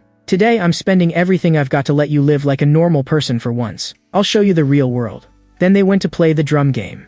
They also played Street Fighter, but Kim Ji-woo did not win a single round. By the end, Kim Ji-woo was finally tired. Not just Kim Ji-woo, even Longhair was tired too. Spending all his game tokens was exhausting in its own way. Before long, Longhair got a call from his boss. Only then did Longhair remember. He had originally meant to keep Kim Ji-woo around until Big Bro came and beat him up badly, but instead he had gotten so caught up having fun that he forgot all about it. Even more absurdly, he had taken lots of photos with Kim Ji-woo. But for some reason, Longhair had really been happy today. He said goodbye to Kim Ji-woo. It's already this late, so head back first. I'll take you out again another day. After that, Longhair went to meet up with the thug. He apologized very politely. I'm sorry, I found out he actually isn't a heart mutant. Big Bro did not buy it at all. Are you screwing with me? The next second, Longhair got beaten badly. He did not dare fight back and lay trembling on the ground. But the thug had no intention of letting him off. Tell me straight, where is that mutant? Longhair begged for mercy while explaining, I spent the whole day with him, and he really doesn't seem like a mutant. If he really were one, I would have noticed something off long ago. On the dance game he was just an ordinary weakling. After jumping a couple of times, he was already out of breath. The thug grew irritated, as if he had made the trip for nothing. He crouched down and pressed Longhair. Explain clearly, why did you suddenly change your story? He even offered Longhair 501 to tell him where Kim Ji-woo was. But Longhair did not fall for it. He did not want to sell out a friend for money, and only said, trust me, he really is an ordinary person. The thug kicked Longhair in the stomach. So you're not going to listen, huh? That kick nearly knocked the breath out of Longhair. The thug wrapped an iron chain around his hand. If he still refused to talk, then he should not blame him for getting ruthless. But Longhair still clenched his teeth and refused to admit it. He's just an ordinary person. Why are you looking for an ordinary person? The thug completely lost patience. I get it now, you want to die. As he said that, he swung his fist down. But at that very moment, a hand caught his wrist. This iron chain is about as thick as a thumb, and it even has welding points and burrs on it. If it hits a person, the wound will fester for a long time. Longhair's eyes shook. How could he be here? Kim Ji-woo slowly crouched down. I came to find you. You played with me for so long, so I came to thank you. Longhair anxiously told him to run. I know these guys. They're street thugs. I was the one who called them here specifically to beat you up. Longhair spilled everything, including the fact that he had told them, you're a heart mutant. Kim Ji-woo only asked one thing. Why? Longhair was instantly speechless. After 2 or 3 seconds, he finally said in a low voice, because I was too angry. You hit me. I'm really sorry. But that was not what Kim Ji-woo was asking. He stared at the chain and said, what I'm asking is, why are you letting them use that to hit you? The thug's eyes darkened instantly. Longhair was even more confused. At a time like this, you still care about that? The next second, someone swung a club down hard onto Kim Ji-woo's back from behind. Right after that, 3 or 5 people pinned Kim Ji-woo to the ground and rained down punches and kicks. A masked man burst out laughing. You're that heart mutant, right? Stupid enough to walk right into our hands. But Kim Ji-woo paid no attention to him, and simply stretched out his fingers and directly absorbed the blood on the ground. The next second, Kim Ji-woo smashed a punch into the man's jaw. With that casual blow alone, he sent the man flying, leaving even the nearby thugs stunned. In barely 2 or 3 minutes, Kim Ji-woo had taken care of every last one of them. These people were not even worthy of being his opponents. The gang boss seized an opening and stabbed a knife straight into Kim Ji-woo's heart. Kim Ji-woo did not move at all and simply let him stab. Only when the other man's hand had gone weak from stabbing did Kim Ji-woo grab the blade. Stop stabbing. I won't die. He snatched the knife away and stabbed it back into the man's thigh, making him have a taste of being stabbed too. The rest of them turned and tried to run. Kim Ji-woo's figure almost instantly blocked their way. They already knew Kim Ji-woo's secret, so there was no way he could let them leave alive. 3 minutes later, everyone there was down, and not a single one of them could still stand. Longhair, whose face had been beaten into a swollen mess, slowly crawled toward Kim Ji-woo. You got stabbed just now, are you okay? Kim Ji-woo said he was fine. The wound had already closed on its own. Longhair was dumbstruck on the spot. Not for nothing was he a mutant. Even his healing was this outrageous. In the end, he apologized in a low voice. I betrayed you. I don't deserve to be your friend. Kim Ji-woo did not explain anything and only handed him the towel in his hand. You're bleeding. Wipe it first. Long Hair recognized at a glance that it was the puppy's pee pad, and cursed inwardly. This guy really is a bastard. But he still gritted his teeth and wiped himself. I really don't deserve to be Kim Ji-woo's friend, selling you out behind your back like that. Kim Ji-woo let out a laugh, hearing that actually made him happy instead. Looks like I'm not the only one who thinks of us as friends. For me, that's enough. That sentence completely broke through Long Hair's defenses, and he burst into tears. The pee pad in his hand no longer mattered. He threw an arm around Kim Ji-woo's shoulder and cried, I really wronged you today. But thank you for being willing to forgive me, you're really cool. Just as Kim Ji-woo finished dealing with those people, Song Hae-ji also came running over. The moment Long Hair saw Song Hae-ji, his whole body froze. He had never imagined that his goddess actually knew Kim Ji-woo. Long Hair's heart shattered. Didn't you say you didn't have any friends? You liar. At that moment, Kim Ji-woo said to Song Hae-ji, I want to go after the middleman. But Song Hae-ji immediately stopped him firmly. Song Hae-ji told him, they specialize in hunting heart mutants. They're not human, they're lunatics. I heard a lot of middlemen are mutants themselves. Hearing that only made Kim Ji-woo want to meet them even more. The two of them understood even less. Why was Kim Ji-woo so determined to find the middleman? Kim Ji-woo scratched his cheek. The truth was, he had selfish reasons. There was an unbreakable connection between the middleman and him. Back when he and his companions got separated, maybe through the middleman, he could find those scattered friends again. Long Hair pressed him again. Didn't you say before that you had no friends? So where did these friends suddenly come from now? Were you lying to me the whole time? Kim Ji-woo's expression darkened at once. Here, I really don't have any friends, but in the lab, I did. They were companions who survived together with me. That lab had nothing in it except day after day of pain and experiments. Then one day, he was dragged to an unfamiliar place. The trip there was absurdly long, and he trembled the whole way, his mind full of fear. He thought they had prepared some new kind of torture again.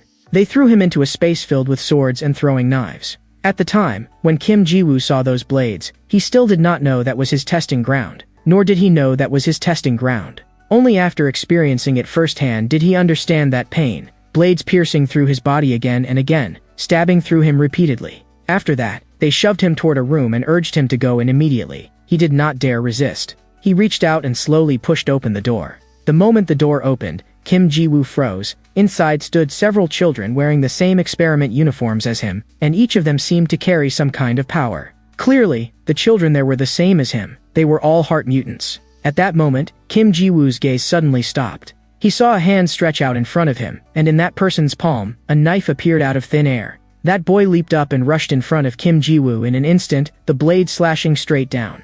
A chill ran down Kim Ji-woo's back. He would not die, but that did not mean he wanted to get cut for no reason. With a sharp whoosh, that sword was split clean down the middle and broken into two pieces. Before Kim Ji-woo could recover, an ice shield rose up in front of him and forcibly blocked the next strike. The sword-wielding boy's eyes were ferocious, as if he wanted to chop Kim Ji-woo to pieces on the spot. But Kim Ji-woo truly did not understand. What had he done to offend him? Was it because of his skeleton face? And that ice shield had been created by a girl. She walked in front of the sword-wielding boy and punched him immediately. What are you doing? Are you crazy? Isn't he a monster? You idiot. Of course he's not a monster. She raised a hand and pointed. Look at his experimental uniform. Can't you tell? He's the same as us. He's a test subject too. What happened next only made Kim Ji-woo want to run even more. A whole group of children crowded around him, their eyes full of curiosity. They had actually really seen a moving skeleton. Socially anxious Kim Ji-woo, stared at by so many people, had no idea how to respond. He immediately covered his face with both hands. Please don't look at me, don't look at this ugly face. But no one paid any attention to his plea. They simply stood there staring straight at him. Then a voice came. Don't be scared. You still look pretty cool like this. You look like a skeleton because you're a mutant. Kim Ji-woo was even more shocked. They were not afraid of him. A talking skeleton? After a while, everyone started introducing themselves, seeming genuinely happy. Today they had one more new friend. Sorry for calling you skeleton just now. What's your name? That was the first time Kim Ji-woo had ever felt what it was like to have so many friends. He had never experienced that before. Later, he learned that the place gathered child test subjects sent from various laboratories. Maybe because they were all imprisoned and tortured in the same way, they became close so quickly. Classes were held only a few times a year, so they did not see one another often. But each time they met, they treasured it more than the last. At that moment, Kim Ji-woo suddenly heard very loud sobbing. What kind of life did you live? Just hearing you talk about it makes me feel like I can't go on. Song Haiji asked Kim Ji-woo where those friends were now, but he did not know either. The day they escaped from the lab together, everyone got separated. There were too many guards in the lab. That had been the only way any of them could survive. Song Haiji finally understood. So the reason you want to find the middleman is because after you were separated, they may already have set their sights on your friends too, right? Both of them were stirred deeply. We truly hope you can find them. We'll help you as much as we can. Longhair immediately pulled out the thug's phone. He guessed the middleman's number should be in it. Very quickly, Longhair found the chat history. They had originally planned to capture Kim Ji-woo tonight at 7 o'clock and then hand him over. And now, it was already not far from 7. Meanwhile, 3 luxury cars were parked outside a warehouse. A group of people armed with knives were attacking a man. But the man seemed not to take them seriously at all. With a twist of his body, he dodged every slash. The next second, a black hole appeared in his palm. From the black hole, a long blade was slowly drawn out. With a casual swing, several people dropped on the spot. The way you were swinging your knives just now was wrong. A blade should be used like this. He and they were simply not on the same level. But the other side's boss was not panicked at all, because he had a gun in his hand. Yet the instant the boss pulled the trigger, the gun was cut cleanly in half by the man's blade. The boss trembled all over. This man before him was powerful like a disaster. The man let out a low laugh. If you use a blade properly, even steel can be cut. This was his ability, the sword of the heart. Before long, everyone there had been dealt with by him. At that moment, he saw that someone had sent him a message. The instant his eyes swept over the contents, they narrowed slightly. The message roughly said, "The person has already been captured. Send your location, and we'll meet up for the exchange." Not long after, Kim Ji-woo swiftly made his way into an alley. He could feel that the place was cold and oppressive, as if something were waiting for him. He quickly surveyed the surroundings. This should be the meeting spot. There were only a few minutes left before the appointed time with the middleman. Kim Ji-woo remembered that the middleman selling mutants had said before, the buyer might also be a heart mutant. Song Haiji suppressed her unease and asked, "Are you really going to meet that middleman?" Kim Ji-woo nodded. "They commit crimes targeting heart mutants. I heard they themselves might also be heart mutants." Song Haiji roughly understood. "So you want to meet more mutants and see if you can find any clues about your friends." She was still worried, but Kim Ji-woo had no intention of fighting head-on. He only wanted to observe from a distance. With his abilities, even if something really happened, he could still get away safely. But if the ones who treat mutants like me as merchandise dare to show up, I'll catch every last one of them. After saying that, Kim Ji-woo picked up a wrench at the construction site. If he really had to fight, he needed a weapon at the very least. If the other side was a mutant, rushing in and fighting directly would be pointless. When fighting a mutant, the most important thing was first confirming the opponent's ability. But just as he tightened his grip on the wrench and was still figuring out how to test that ability, several cold flashes suddenly pierced his vision and nailed his thoughts in place.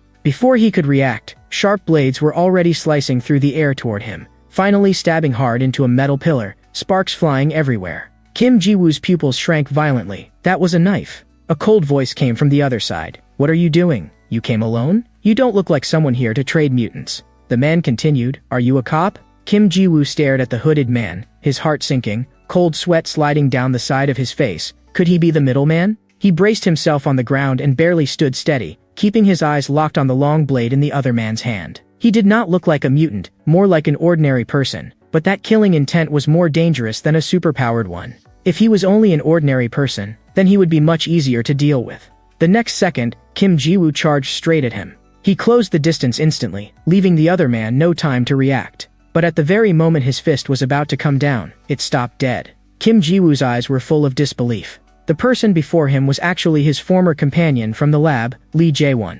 Lee Jae-won slowly drew his blade and coldly asked Kim Ji-woo, "How did you know my name?" In the next moment, before Kim Ji-woo could even speak, Lee Jae-won slashed him with one strike. Kim Ji-woo's body crashed heavily to the ground. But he immediately climbed back up and kept calling his name. Right after that, Lee Jae-won directly sliced through the tendons in his leg, and his body instantly lost its strength. Kim Ji-woo had not expected Lee Jae-won's strike to be this ruthless, and several deep wounds appeared across his body. He stared fixedly at Lee Jae-won, unable to understand. The man's swordsmanship was completely beyond his comprehension. At that moment, Kim Ji-woo could not help recalling the scene from when they escaped the lab. Just as he was escaping, a massive chunk of rock had suddenly appeared in front of him. At the time, he had thought that rock would crush him to death outright, but accompanied by several crisp sword rings. The slab of stone before his eyes was cut into fragments. At that moment, Lee Jae-won's swordsmanship had already stunned Kim Ji-woo. But that had been years ago. Years later, Lee Jae-won would only be even stronger. He had turned to Kim Ji-woo and said, "I'll carve open your path for you." Back in the present, Lee Jae-won pressed Kim Ji-woo again. How did he know his name? Kim Ji-woo did not answer, only slowly stood up again, which even made Lee Jae-won pause in surprise. "I cut your leg tendons, and you can still stand, so you really are a heart mutant too." Kim Ji-woo patted his chest and shouted, "It's me. I'm that little skeleton. I've regrown my body now." The image of the little skeleton flashed through Lee Jae-won's mind at once. "Then you. That means you're Kim Ji-woo?" He still was not fully at ease, so he confirmed it once more. "Are you that Kim Ji-woo from the institute?" Kim Ji-woo nodded. Seeing that his old friend was still alive truly made him incredibly happy. The next second, Lee Jae-won raised a hand and pointed. "You really are Kim Ji-woo?" Kim Ji-woo told him to look at his body. "I regenerated on my own. And we used to attend classes together in the institute. Isn't that proof enough?"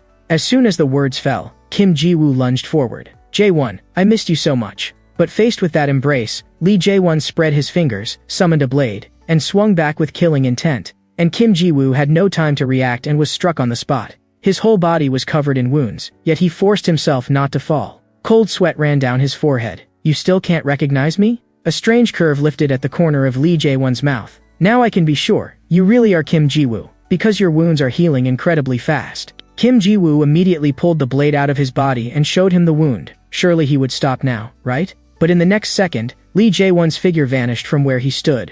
When he reappeared, the tip of his blade was already pressed to Kim Ji-woo's throat. The instant he swung, Kim Ji-woo ducked sharply. But Lee Jae-won kept slashing without pause, and Kim Ji-woo could only roll and evade, forced into an embarrassing scramble. Bracing himself on the ground, Kim Ji-woo roared, "Why are you still attacking me? Didn't you recognize me already?" Lee Jae-won's face darkened and anger surged up. "Why? You should know better than anyone." Lee Jae-won's sword attacks were merciless, and Kim Ji-woo was completely suppressed by him. Bursts of blood kept exploding from Kim Ji-woo's body, and the last few strikes had added countless new wounds. His blade was too fast. Kim Ji-woo wanted to build up strength through bleeding, but the movements in battle were too intense, and he could not retain enough blood. If this dragged on any longer, he would only be wasting time. He looked up and saw Lee Jae-won rushing in again, and Kim Ji-woo also clenched his fist and faced him head-on. But what he never expected was that Lee Jae-won's blade pierced straight through his arm. The speed was so fast that Kim Ji-woo could not even see the path of the blade. Lee Jae-won sneered, "Did you really think such a crude attack of yours could touch me?" He was right. Kim Ji-woo's punch just now could not have hit Lee Jae-won. Kim Ji-woo knew better than anyone how terrifying his swordsmanship was. But at that moment, Lee Jae-won's eyes suddenly shook. Because Kim Ji-woo used his newly regenerated muscles to clamp down hard on the blade, trapping it inside his own flesh. Then, with his other hand, Kim Ji-woo grabbed Lee Jae-won in one motion. While Lee Jae-won was still in shock, Kim Ji-woo suddenly twisted and yanked his whole body up. A storm rose in Lee Jae-won's heart. What kind of monstrous strength was this? With a sharp whoosh, Kim Ji-woo hurled him violently away. After Lee Jae-won crashed down, dust instantly billowed up from the ground. But Lee Jae-won threw back his head and laughed. "I thought you were just a weak skeleton, but I didn't expect you to be this strong now. But if you can fight, why did you run back then?" Kim Ji-woo raised a hand to signal him to stop. "I never said I ran." Those words only ignited Lee Jae-won completely. "I'm talking about the lab, the day we planned our escape. At that time, many test subjects escaped together, but some were captured again on the spot. And even those who were not caught could not stop the pursuit. That was when Lee Jae-won realized there was not enough metal around him, so his ability could not keep working. He told his companions to hurry and find more iron, to save the others who had been captured.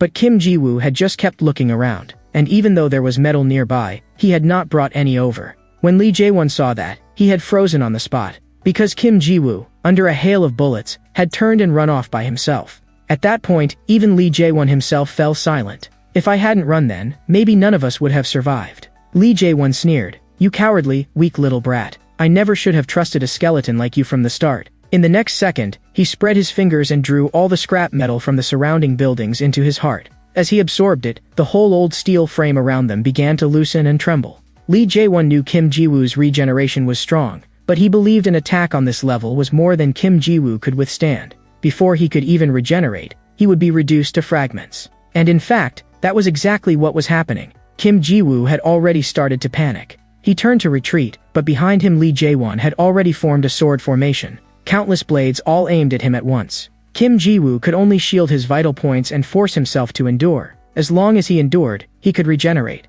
But in the very next instant, a flash of sword light swept past his eyes. Lee Jae-won's outburst was terrifying. Before Kim Ji-woo could even react, Several strikes had already landed on him, directly cutting him down until he could no longer move. And with that barrage of slashes, the entire scrap metal structure could no longer hold. People outside the construction site only heard a huge blast, as if an explosion had gone off. Not far away, Song Haiji and Longhair saw it too. Isn't that the direction he just went? Did something happen? At the same time, inside the construction site. At this moment, Kim Ji-woo had pinned Lee Jae-won down, and Lee Jae-won had no choice but to admit Kim Ji-woo's current healing speed was absurdly strong, but that was not what mattered.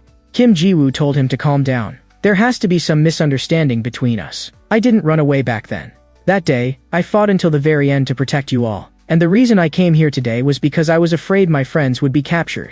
Lee Jae-won froze. What misunderstanding could there possibly be? Just as the two were locked in confrontation, they heard someone approaching. Kim Ji-woo knew very clearly, if outsiders saw him, he would be exposed. At that moment, Lee Jae-won pulled his arm back. He also stepped back and let Kim Ji-woo leave first, saying they would talk next time. Whatever needed to be said, they could say at Ajiro. Before leaving, he glanced at Kim Ji-woo, and the look in his eyes carried deep meaning. We've both been through a lot these past years. When the time comes, there'll be a lot to say. Kim Ji-woo looked somewhat stunned. He had never imagined that Lee Jae-won actually worked at a fast food restaurant. A moment later, Lee Jae-won sat down and said to Kim Ji-woo, "This is my job." This time, Song Haiji and Longhair had come with Kim Ji-woo as well. Although Song Haiji was nervous, she still politely greeted Lee Jae-won.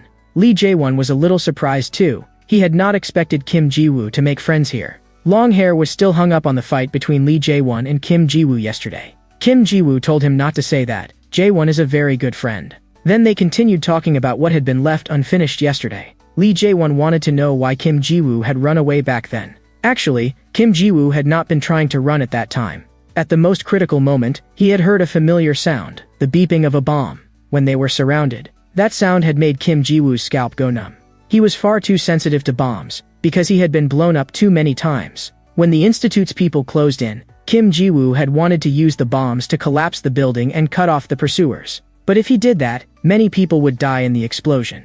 So he could only hold the bombs against himself as much as possible, trying to keep the blast within a range he could endure, and as a result, he had accidentally run too far in the chaos. Then the dozen or so bombs in his arms exploded all at once, blasting him far away. When he woke up, he was already in a completely unfamiliar place. He looked back and saw no one around him, so he had assumed everyone else had escaped too. Lee Jae-won's memory was a little blurry, but he did remember hearing an explosion in the distance. He asked in disbelief, "You really carried a pile of bombs on your back?" "Yes, I did. And I knew bombs couldn't kill me, so I dared to do it." Lee Jae-won raised a hand and covered his face. "And you expect me to believe something that ridiculous?" Kim Ji-woo also knew it sounded unreasonable, but everything he said was true.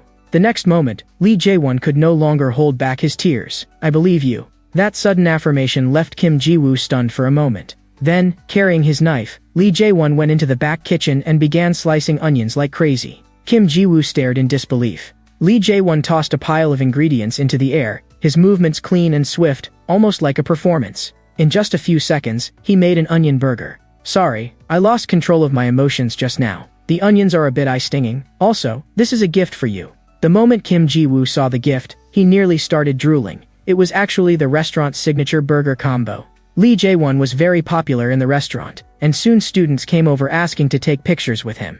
He turned on a cute dog face filter, and his whole demeanor instantly became much friendlier. But when he returned to his seat, he recovered that same cool, distant presence. He apologized to Kim Ji-woo in a low voice. "Yesterday I attacked before I understood the situation. That was my fault." But Kim Ji-woo seemed not to hear him, or perhaps simply did not care. Friends did not need that sentence. He was only marveling at how delicious the burger was. Lee Jae-won smiled. "Eat slowly. There's no shortage of burgers here." He told Kim Ji-woo that he was the highest-ranking executive of the store, and also the overall person in charge. Kim Ji-woo exclaimed that it was amazing. This looked exactly like a real ordinary life. And for Lee Jae-won to have reached this point, it definitely had not been easy. Lee Jae-won promised Kim Ji-woo that in the future, he would help him become like an ordinary person too. At this moment, Lee Jae-won's chin was practically tilted toward the sky, clearly planning to bring Kim Ji-woo into work there too. And he even said he could offer him half the base salary. That way Kim Ji-woo could become an inconspicuous ordinary person. But just as he was getting more and more enthusiastic, Kim Ji-woo interrupted him.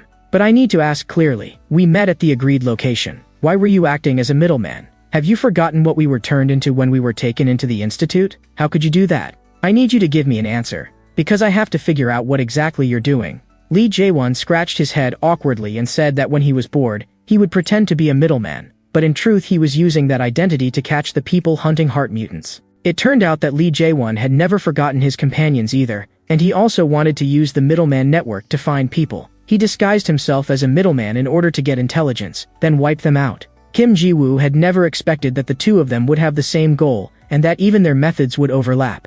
Hearing that, Kim Ji-woo finally felt relieved. His friend had not changed, was still a good person, and had not gone down the wrong path. In other words, Lee Jae-won worked here during the day, and at night carried out a reverse hunt while acting as a middleman. To Kim Ji-woo, this was too shocking. My friend is actually this fierce. You've had it harder than I thought. Lee Jae-won was a little shy instead and said it had not really been that hard. Kim Ji-woo said that if he ever needed help, he should just ask at any time. I came to find you because I wanted to know what happened to our friends too, so don't be polite with me. Lee Jae-won's expression paused. The next second, he suddenly slapped the table. Of course, why would I be polite with you? This time, he was preparing to capture a real middleman, and if luck was on their side, they might uncover clues about the other companions. Kim Ji-woo wanted to go with him, since he was worried something might happen if Lee Jae-won went alone. But Lee Jae-won refused. Too many people would only make things harder. He held out his hand. I'll need your help many times in the future. Kim Ji-woo also held out his hand and bumped fists with him. As long as he asked, he would definitely come. Soon, it was evening. Kim Ji-woo was very grateful that his two friends had waited for him the whole time. Behind him, Long Hair was still wary. That guy really is your friend? You haven't seen each other in so many years. How can you trust him? Song Hae-ji nodded too. When he mentioned selling people to brokers, I was shocked on the spot. Kim Ji-woo laughed quietly and told them not to worry. Lee Jae-won was absolutely trustworthy, because he had always been that kind of person ever since they were children. Then Song Hae-ji thought of something else. But your friend said he'd contact you. You don't have a phone, so how is he supposed to reach you? Kim Ji-woo pulled out a phone. It was one he had taken earlier from the thugs, and Lee Jae-won's contact information just happened to be saved in it. Meanwhile, a group of people were chasing someone. The person being chased raised a hand. Stop chasing me. A golden sticky substance seeped from his fingertips. The next second, that sticky lump was flung out. The three people behind him were caught off guard and tripped directly over that blob of butter. The man gave an awkward smile. Sorry, I just want to stay alive. But the moment the words fell, a man smashed a fist into his face. Standing before him was a man in a suit whose whole presence spelled only two words, dangerous. That punch was so heavy that he could not even open his eyes, his body trembling uncontrollably. All he could do was keep begging for mercy. There's really nothing worth seeing about my heart. It's just butter, that's all. Please let me go. The boss grabbed his hair and frowned. Even a low-level mutant like this could turn up, but a mission was a mission, and he could not just let him go because he felt like it. The two people behind him were also surprised. This guy's physical ability was no different from an ordinary person's. But the boss did not care in the slightest, as long as it was a mutant, whether strong or weak, turning it in meant 1 billion won.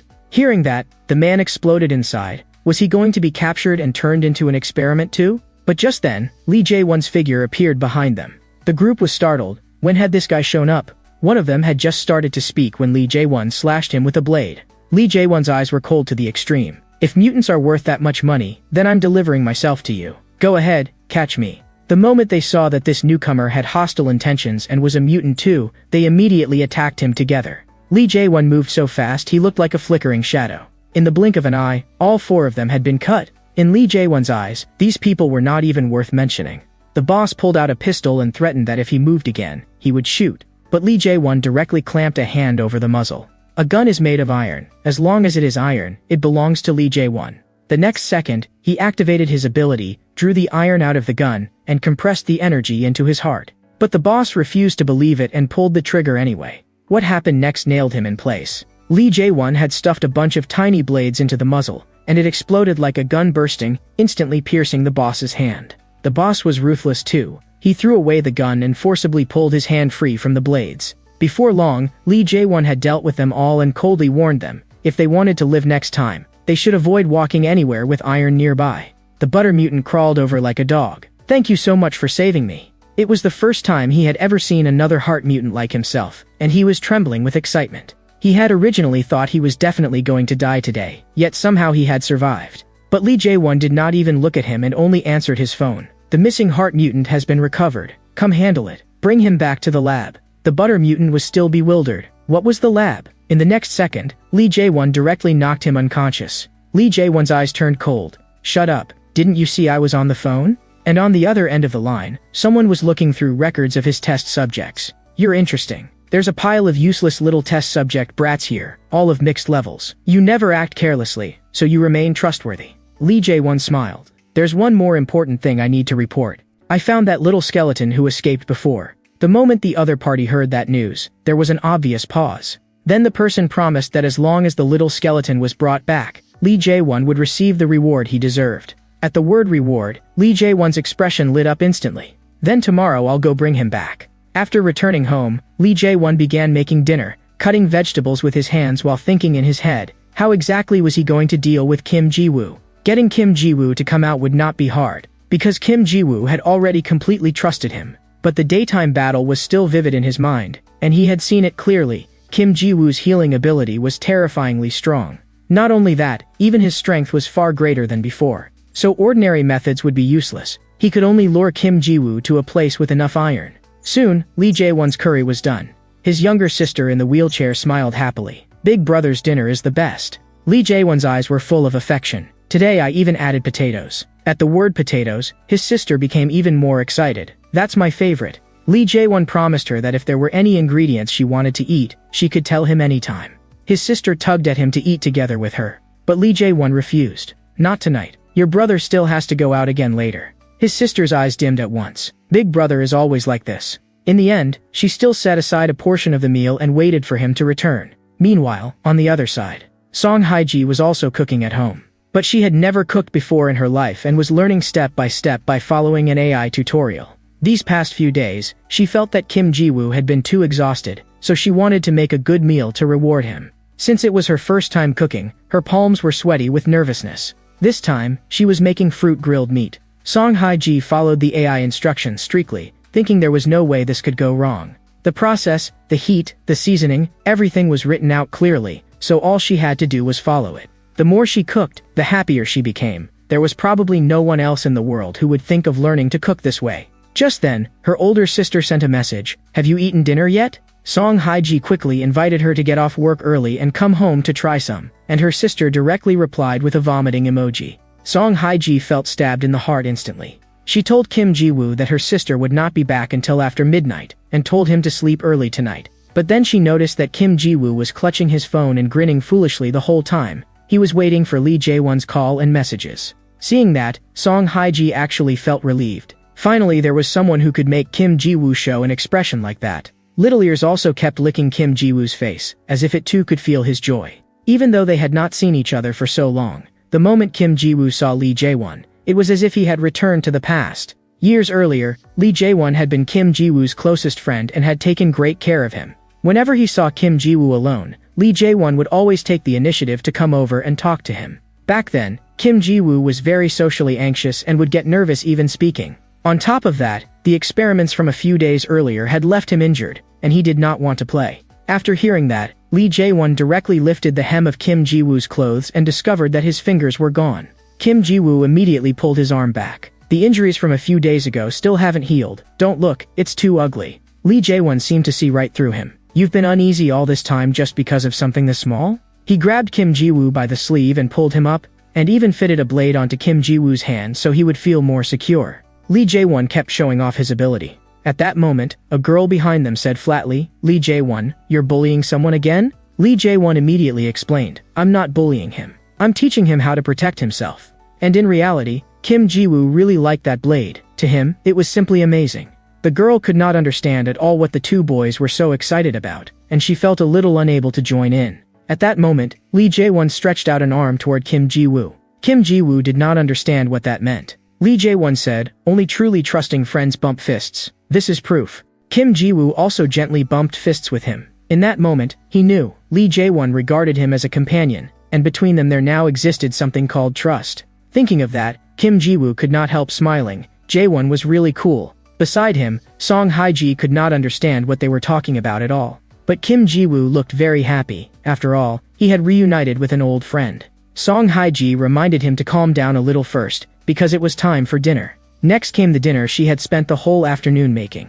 Kim Ji-woo froze on the spot. The color, aroma, and taste all seemed perfect, and he had never expected Song Haiji to have this kind of skill. Song Haiji smiled. Special grilled ribs. Hurry and try them. She knew Kim Ji-woo liked fruit, so she had deliberately added lots of strawberries and apples. Kim Ji-woo picked up a bite of ribs and strawberry. He put it into his mouth and chewed slowly. Song Haiji stared at him nervously. How is it? But as Kim Ji-woo chewed, he started crying. The taste was too dreamlike. He could not believe a person could make something like this. Whether it was the orange or the strawberry, the sweetness was just right, even the ribs were unbelievably tender and fragrant. This combination was pure genius. Kim Ji-woo noticed that Little Ears was also staring at his plate, as if it wanted some too. But what he did not know was that Little Ears had no desire to eat such a strange mix at all. It only thought it smelt awful. Song Haiji told Little Ears not to worry, that she would make some for it too. But Little Ears shook its head like crazy. It absolutely did not want to eat something like that. Kim Ji-woo kept wolfing it down. This is the best food I've ever eaten. Thank you so much. Song Haiji said, if you like it, I'll make it for you often from now on. Kim Ji-woo nodded. I could never get tired of this taste. Just as he was eating happily, the phone on the table suddenly rang. There was only one person who could be calling, Lee Jae-won. Kim Ji-woo picked up immediately. On the other end, Lee Jae-won said he had run into danger. He had chased after people from the institute, but they had turned the tables on him, and he needed Kim Ji-woo to come save him immediately. The moment Kim Ji-woo heard the words the institute, his heart sank at once. Song Haiji heard it too, and she wanted to persuade Kim Ji-woo not to go. She had a very bad feeling about this. But before she could say anything, Kim Ji-woo had already said into the phone, I'm on my way. Send me the location. Shidi Road, the innermost building in the abandoned factory. After hanging up, Kim Ji-woo hurriedly stuffed 2 more bites of food into his mouth. Jae-won was in trouble, and he had to go immediately. He swallowed the food in a rush, not even having time to savor the taste anymore. Kim Ji-woo turned to Song Haiji and apologized. The food you made is really so delicious. It's the best thing I've ever eaten in my life, but I don't have time now. I'm sorry, I wasted your whole afternoon. With that, he was about to leave, but Song Haiji told him to wait. She wanted to go too, because she was afraid something might happen to him, but Kim Ji-woo refused. 10 minutes later, he arrived at the abandoned factory building. It was filled with steel. Looking at the scene, Kim Ji-woo immediately felt something was wrong. There were traces of a fight, but with this much iron here, how could Lee Jae-won possibly have lost? Could the institute have some kind of special weapon? And the farther in he went, the quieter it became, a chilling kind of silence, and the traces of fighting were suspiciously sparse. Kim Ji-woo's instincts were screaming at him. When he came in, he only knew there was a lot of iron, but he had not expected this much. The ground was covered entirely in steel plates. There was iron in every direction, to the point where he could barely see anything else. Kim Ji-woo's mind raced at high speed. Please don't let this be the possibility he least wanted to see. In an environment made entirely of iron like this, if Lee Jae-won could lose here, Kim Ji-woo would never believe it. He forcefully suppressed that ominous feeling. Jae-won must have been taken down by some kind of secret weapon. Maybe at this very moment, for some reason, Jae-won could not use his ability and was trembling in some corner, waiting to be rescued. Just then, not far away, a hand lightly pressed against the ground. In the next second, steel rose up and transformed into blade after blade. Immediately after, several sharp blades shot fiercely toward Kim Ji-woo. Caught off guard, Kim Ji-woo was pierced straight through the heart by 2 of them, and a suffocating pain exploded in his chest. Kim Ji-woo's expression changed drastically. Had he been ambushed too? But the moment he turned his head, he saw blades continuously emerging from the ground. This was Lee Jae-won's ability. Kim Ji-woo's body crashed heavily to the ground. In the reflection on the blade's surface, he saw Lee Jae-won's figure. Kim Ji-woo could not understand it, his voice trembling. Weren't you captured? Lee Jae-won replied flatly, as you can see. Kim Ji-woo understood instantly. The things he had said before had all been lies. The next second, Lee Jae-won rushed up, his voice ice cold. You finally figured it out?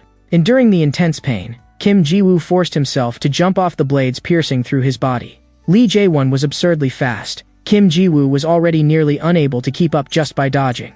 With one mistake, Lee Jae-won drove a vicious kick into Kim Ji-woo. Kim Ji-woo was sent flying. Gritting his teeth, he asked, why are you doing this? Lee Jae-won's answer was cold as iron. I am the middleman. My job is to capture mutants and bring them back to the lab. Those words hit like thunder, and Kim Ji-woo's mind rang. Lee Jae-won was going to send him back into hell. As Lee Jae-won activated his power, a blade silently rose behind Kim Ji-woo. Fortunately, he dodged quickly, or his body would have been pierced on the spot. And in that same instant, Lee Jae-won charged straight at him with his sword. This time, what Kim Ji-woo felt was not restraint, but killing intent. He really wanted to kill him. Lee Jae-won had truly changed. Kim Ji-woo snatched up a steel plate from the ground.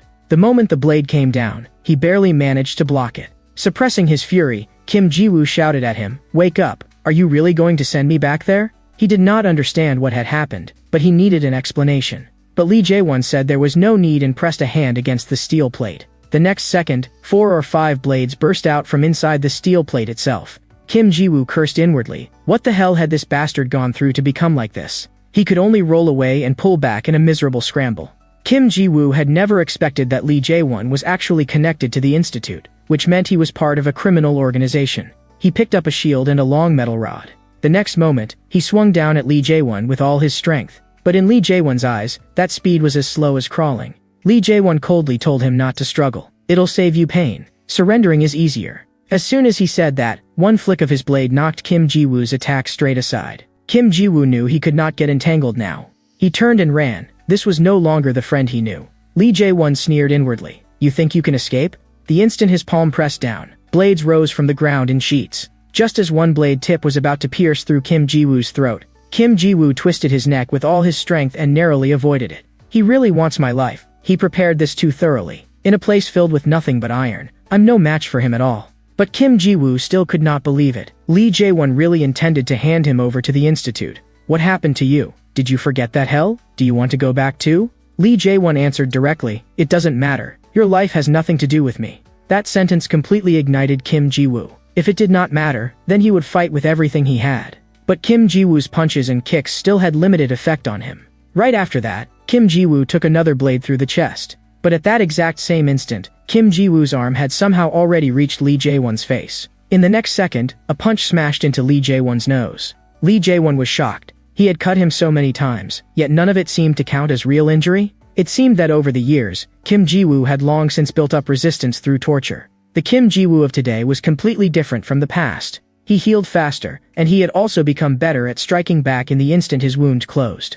Lee Jae-won immediately unleashed several more rapid slashes. He intended to crush Kim Ji-woo with speed so that he would not have time to recover. He knew very well, as long as Kim Ji-woo's recovery was interrupted, he would not be able to counterattack. Impatience began to show in Lee Jae-won's eyes, because Kim Ji-woo was no longer a target who could be butchered at will. At that moment, Kim Ji-woo recalled the days in the lab. Back then, he was dragged away for experiments every day. And this time, it was a regeneration test. The heavy door slowly opened, and the one who walked in was actually Lee Jae-won.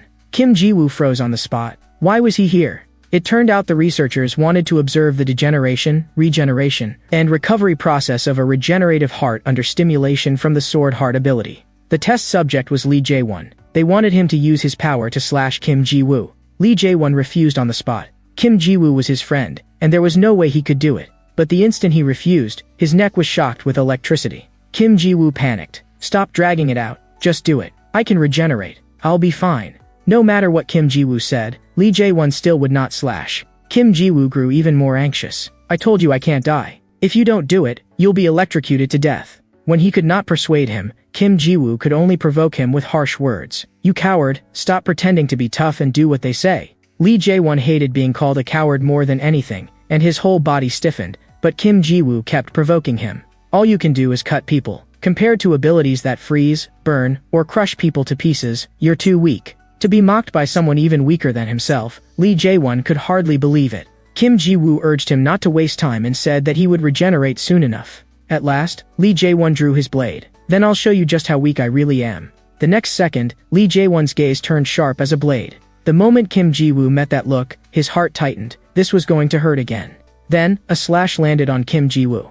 Only then did Kim Ji-woo realize he had gone too far just now and had truly pushed him too hard. After several slashes, blood began gushing wildly from Kim Ji-woo's wounds. But he still gritted his teeth and said, it doesn't hurt at all. Your attacks are too weak. After that, Kim Ji-woo crashed heavily to the floor. The experiment ended there. Lee Jae-won too looked as if all strength had been drained from him, his clothes almost soaked through with blood. He stared at the wounds on Kim Ji-woo's body, and only one feeling remained in his heart, pain. But in the next second, Kim Ji-woo froze. Why did it not actually hurt that much? Lee Jae-won lowered his voice and explained, don't move. Pretend you know nothing. Only then did Kim Ji-woo understand. The blood that had sprayed out was not his at all. At the instant he struck, Lee Jae-won had cut himself too and let his own blood flow out. Kim Ji-woo did not understand. He had regeneration. No matter how severe his injuries were, he could recover. Lee Jae-won was almost driven to tears by him. "You idiot. I know your recovery is slow as hell. And those bastards in the institute never give you enough energy to regenerate properly. Also, stop doing this kind of self-sacrifice. It's stupid, and you'll get hurt. Doing things like that between friends is awkward. I don't want to see you get hurt." But that boy no longer existed. The friend standing before him now was actually trying to kill Kim Ji-woo for real. He brought down another slash, and Kim Ji-woo felt as if every drop of blood in his body was being drained out. But Kim Ji-woo forced himself onward with sheer will. He could not fall here. Kim Ji-woo threw a punch at Lee Jae-won. But at the very moment the fist was about to land, Lee Jae-won's blade also came down. Yet in that instant, Kim Ji-woo stopped his punch. He was still gambling. Was Jae-won being forced? This punch was only a test. Lee Jae-won flew into a rage. "Are you looking down on me?" He growled through gritted teeth. "Do you know how badly this hurts my pride?" Before the words had even finished, the blade struck Kim Ji-woo. The moment Kim Ji-woo was knocked back, he turned and ran. He no longer wanted to fight. Lee Jae-won chased after him coldly. "Don't run. It's meaningless. Today, I'm definitely handing you over to the institute." With that, he leaped, and his figure vanished from where he stood. What Kim Ji-woo never expected even more was that Lee Jae-won used Song Hae-ji and Longhair's lives to threaten him. At that moment, Kim Ji-woo exploded completely. This had crossed the line. He stopped running. In that case, today they would fight to the death. The next second, Lee Jae-won slashed off Kim Ji-woo's arm, and he kept provoking him with words. "I almost forgot. You have that dog too. That dog matters a lot to you, doesn't it? So if you dare run, not one of them gets to live. Every time you run once, they'll pay for it with their lives." Before Lee Jae-won could even finish, Kim Ji-woo's severed arm suddenly locked around his jaw. Kim Ji-woo's fingers tightened to the limit, the force increasing little by little. Those words from Lee Jae-won had driven him completely mad. He had not only trampled Kim Ji-woo's bottom line, he had also used his friends as threats. There was no way Kim Ji-woo could let him go. And the 2 people and 1 dog in Lee Jae-won's mouth were all Kim Ji-woo's friends. Kim Ji-woo had originally still wanted to know what Lee Jae-won had gone through over these 3 years. Maybe he had his own unspoken reasons. But now, Kim Ji-woo no longer wanted to hear it. Because the instant Lee Jae-won said those 2 sentences, Kim Ji-woo began treating him as an enemy. From this moment on, he was going to smash Lee Jae-won to pieces. Kim Ji-woo tore open the corner of Lee Jae-won's mouth and began drinking his blood. The moment the blood surged into his body, the outline of Kim Ji-woo's severed hand immediately started growing back. Then his hand fully regenerated. That sight left Lee Jae-won in disbelief. Before he could even react, Kim Ji-woo smashed a heavy punch into his abdomen. Lee Jae-won staggered backward. No matter how strong he was, it was useless. He was flesh and blood, and his regeneration was not like Kim Ji-woo's. Kim Ji-woo could be hit countless times, but if Lee Jae-won took even 1 solid blow, he could lose 3 ribs. A few more punches, and it would be fatal. Kim Ji-woo drove another punch into the bridge of his nose. Lee Jae-won was sent flying backward. He only felt that Kim Ji-woo's last strike had been too fast to react to it all. But even more terrifying was this. By the time Lee Jae-won had just gotten back up, Kim Ji-woo had already circled behind him. Another heavy punch crashed into his nose. The force of it sent Lee Jae-won rolling across the ground. Lee Jae-won cursed inwardly. Damn it, where the hell is this strength coming from? Could Kim Ji-woo really grow stronger by drinking blood? He did not believe it. He immediately switched to range suppression. He had to seize control of the rhythm again. Dozens of blades formed out of thin air from the ground and fired one after another at Kim Ji-woo. But no matter how many blades there were, Kim Ji-woo always managed to dodge a step ahead. Even Lee Jae-won was stunned. Was he predicting where the blades would appear? But what Lee Jae-won did not know was that these blades posed no lethal threat to Kim Ji-woo at all, because Kim Ji-woo could clearly sense where they would emerge from. Kim Ji-woo's reaction speed was no longer what it had been back then. His ability was not just regeneration. His strength, speed, reaction, and endurance were all increasing too. Every time he regenerated, it pushed him to a higher level. At this rate, Lee Jae-won knew very clearly, he would lose. He did not want to use that move, but now he had no choice. He pressed his palm down and began frantically absorbing the steel from the ground, iron particles tearing through his blood vessels and organs. At the same time, his heart reacted violently, as if it were exploding inside him. But he could no longer care about the cost. His body began to mutate. In the blink of an eye, dozens of blades grew out from his body. He completed his transformation, and his whole body became blade-shaped. He was convinced that no matter how many times Kim Ji-woo regenerated, he still would not be able to break through the blades covering his body. He thought he had already become unbeatable. But Kim Ji-woo's speed did not decrease. Instead, it increased as he closed indirectly. So what if your whole body is made of blades? So what if the blades pierce through the bones in my hand? You underestimate me too much. I stopped being afraid of pain a long time ago. That punch made Lee Jae-won cough up blood on the spot. Those blades stabbed into Kim Ji-woo's flesh, tearing through his body, yet he acted as if he felt nothing.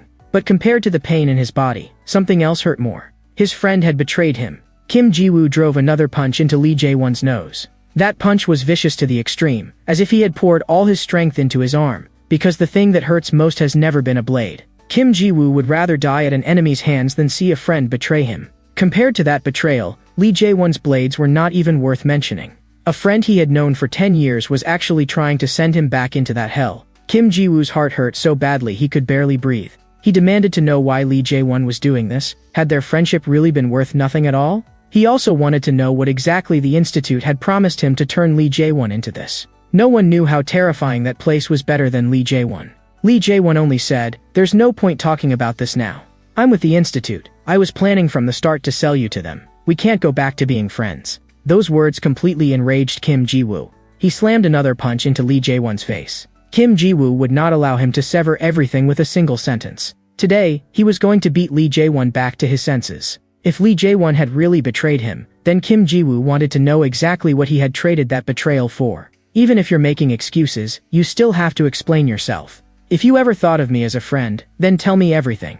Lee Jae-won's eyes became complicated. That's right, we were friends before. Back then, when everyone was together, we were happy. But over time, people change. Now I have nothing to say, sorry. At that moment, dense footsteps came from outside. Kim Ji-woo's heart sank. The Institute's people had arrived? A group of fully armed personnel stormed in. They switched on blinding lights that made Kim Ji-woo unable to open his eyes and ordered him to surrender at once. Kim Ji-woo could not understand it at all. How had they gotten here so fast? When he looked up, he saw a row of gun barrels already aimed at him. As long as he moved even a little, they would fire. In the blink of an eye, Kim Ji-woo and Lee Jae-won were surrounded by 40 or 50 people. One of the armed men shouted, "Heart mutant detected," requesting support inside the factory. The moment he heard that, Kim Ji-woo's heart jolted. That was exactly the Institute style. Back then, they had worn the same uniforms and surrounded him just the same. At that time he could not die, but what followed had been unimaginably miserable, bullets piercing through his body one by one. They had never valued life and had never treated mutants like human beings. Kim Ji-woo knew he could not delay any longer. He had to break through immediately. He did not even forget to hoist Lee Jae-won up with him. For self-defense, he picked up a steel pipe from the ground. A steel pipe was useless against guns, but if it could block them for even an instant, that would be enough. The next second, Kim Ji-woo hurled the steel pipe out with all his might. He wanted to smash open a gap. Immediately after that, he poured strength into his legs, preparing to carry Lee Jae-won out at full speed. Just moments ago, they had been fighting as if one of them had to die. But Lee Jae-won was still his friend after all, even if he had truly intended to kill him. Maybe there was still a reason he could not say. As long as they got out alive, Kim Ji-woo was determined to ask everything clearly. In any case, he absolutely would not let his friend die here. But he had barely rushed out a short distance before the armed personnel immediately caught up. Kim Ji-woo did not dare stop. The moment he stopped, he would be surrounded again. But what he never imagined was that the outside had already been sealed off. As soon as he turned a corner, even more soldiers were already blocking the exit. The dark gun barrels lifted and aimed uniformly at Kim Ji-woo and Lee Jae-won. Kim Ji-woo's heart went cold. With this many people, there was no way he could escape.